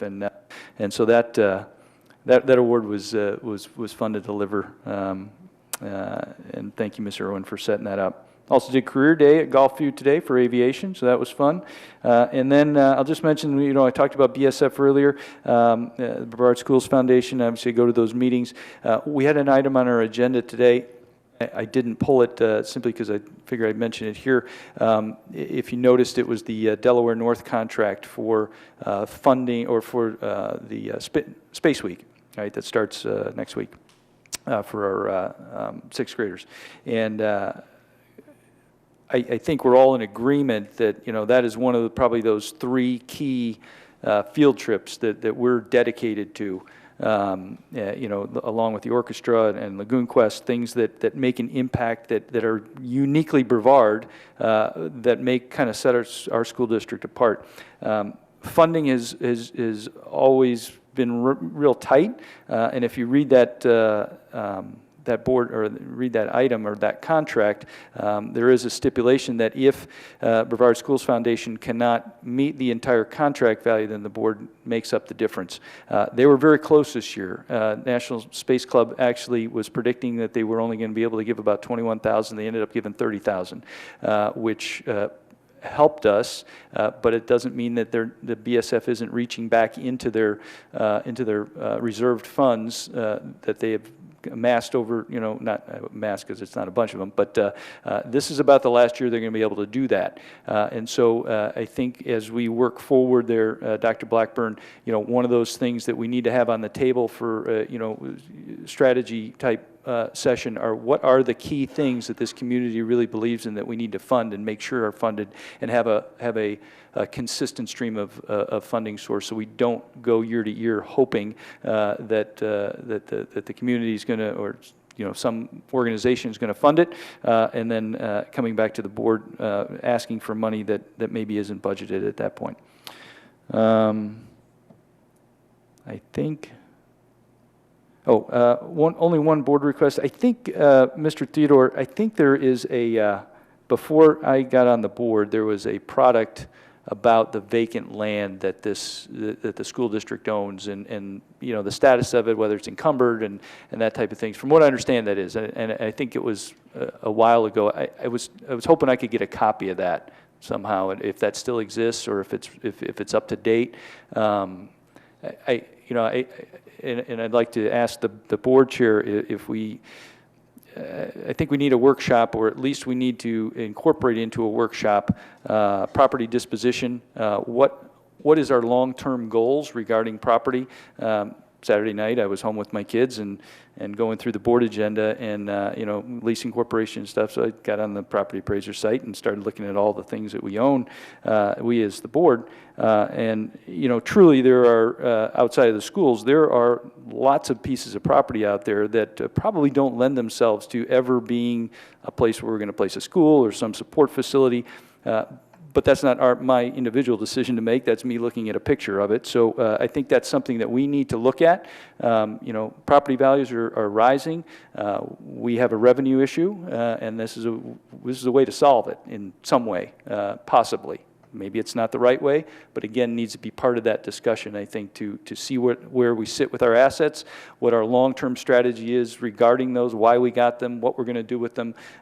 Is there a plan? Is there a definite need in the out years that might say, yes, we need to sit on that for a little bit longer?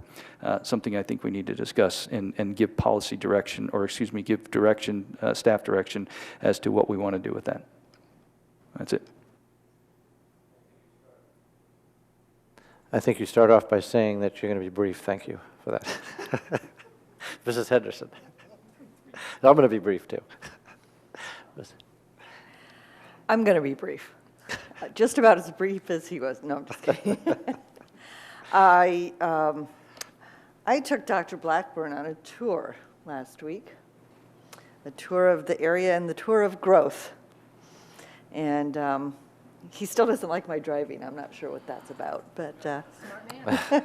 That's why he doesn't have any. No, I won't So say we that. drove around to see all the new areas from Pineda to Rockledge. And he got a nice tour of the wetlands because, well, I was going down that way. I might as well take him out to the wetlands. I took him on the inner loop, so it wasn't too long. Almost saw a gator fight, but that was kind of interesting. I was going to talk about the school-age childcare tonight, but I really don't feel like it. I'll bring it up at the next meeting because it's going long. And I would like an update from Dr. Blackburn on the workshop and what the format is, because I understand that it's different than a regular workshop. The workshop on the 15th? That I know that it's different, but I don't know what it is. So, well, see, it's almost like I knew. Okay, I'm done. Mrs. Nisi? I'm good. You're good. Okay, I'll be brief. I've had so much going on, but I'm going to try and whip through it. So unfortunately, I missed that ethics training, which I did want to go to, but I had attended the Promise of Brevard groundbreaking, which is very exciting and something I've been supporting and for a long time, and I promised Betsy Farmer I would be there, and so I fulfilled that promise to promise. I was invited to play in the Eastern Florida State College Foundation golf tournament with President Dr. Jim Ritchie, and I'm glad he played because I was humbled. He carried the team. I lost more balls than I had scores, I think. This past week, I was able to carve out some time to work on the Field of Dreams, which is a community build project, and put in a long day on Wednesday, about half a day on Friday.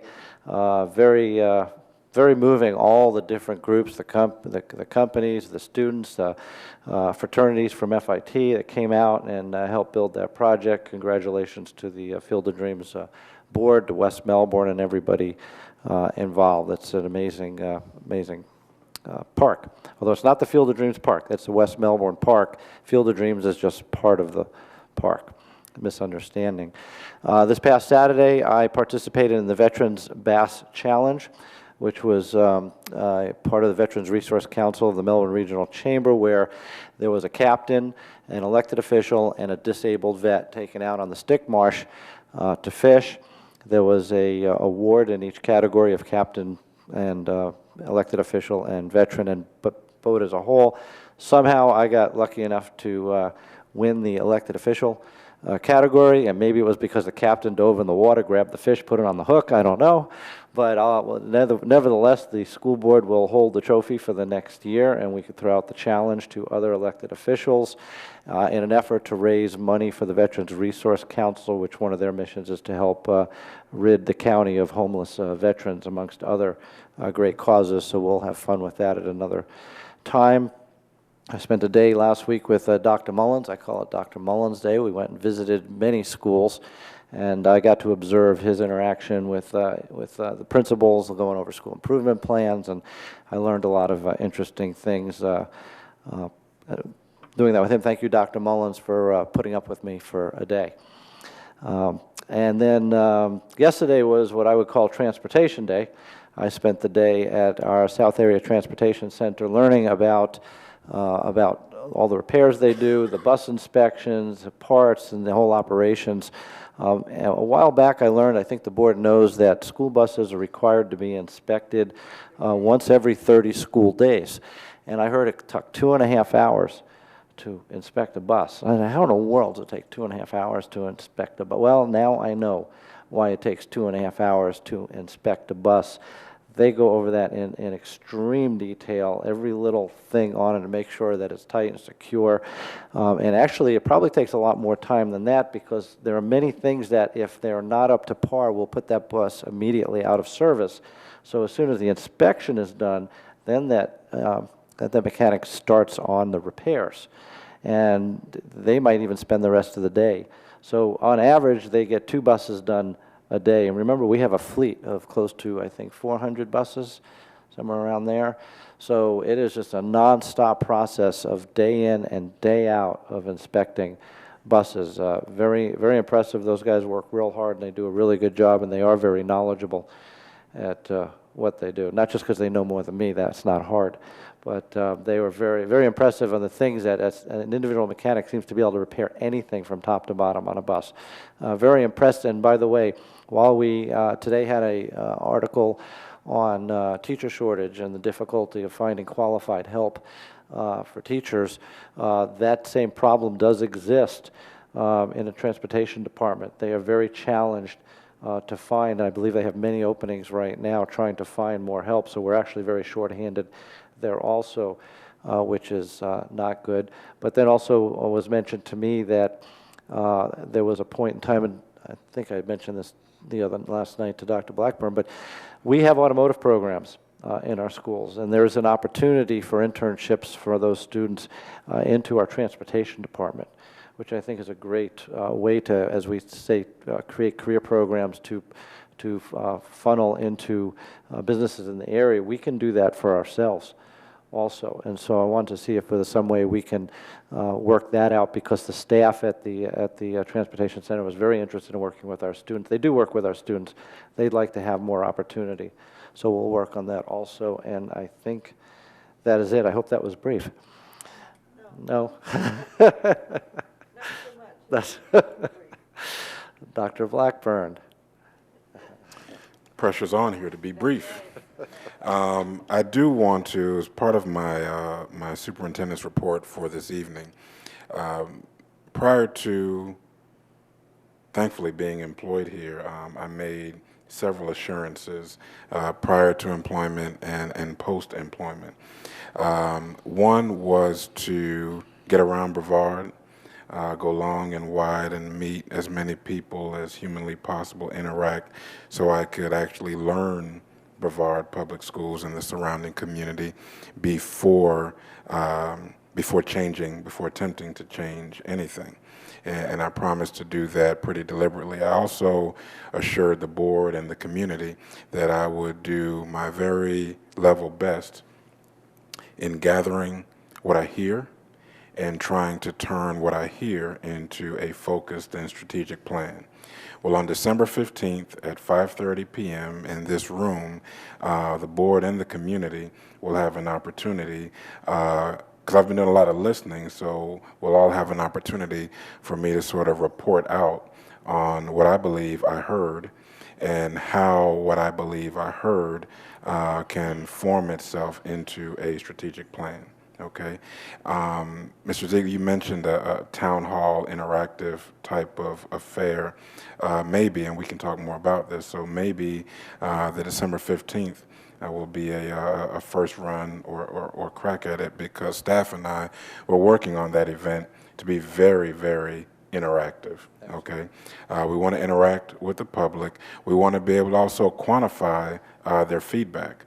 And so we have Michelle Irwin and staff working on a way to electronically collect opinions on what those priorities are, et cetera, et cetera. So it's 5:30 p.m. right here in this room. I will tell you, it will be streamed, right, for convenience, but I've made some statements at many of the places that I've visited, and I'll reiterate those statements right now.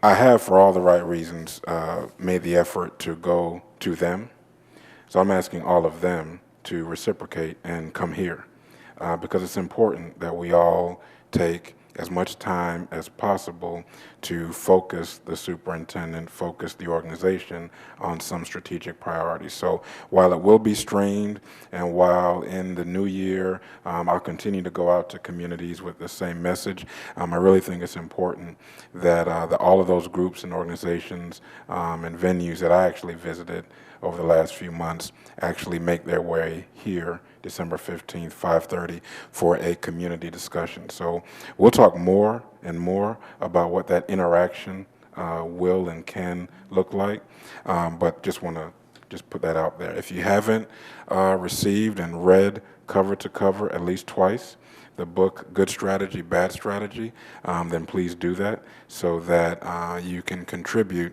to the formation of that strategic plan. On December 15th, there will be three asks that I'll make.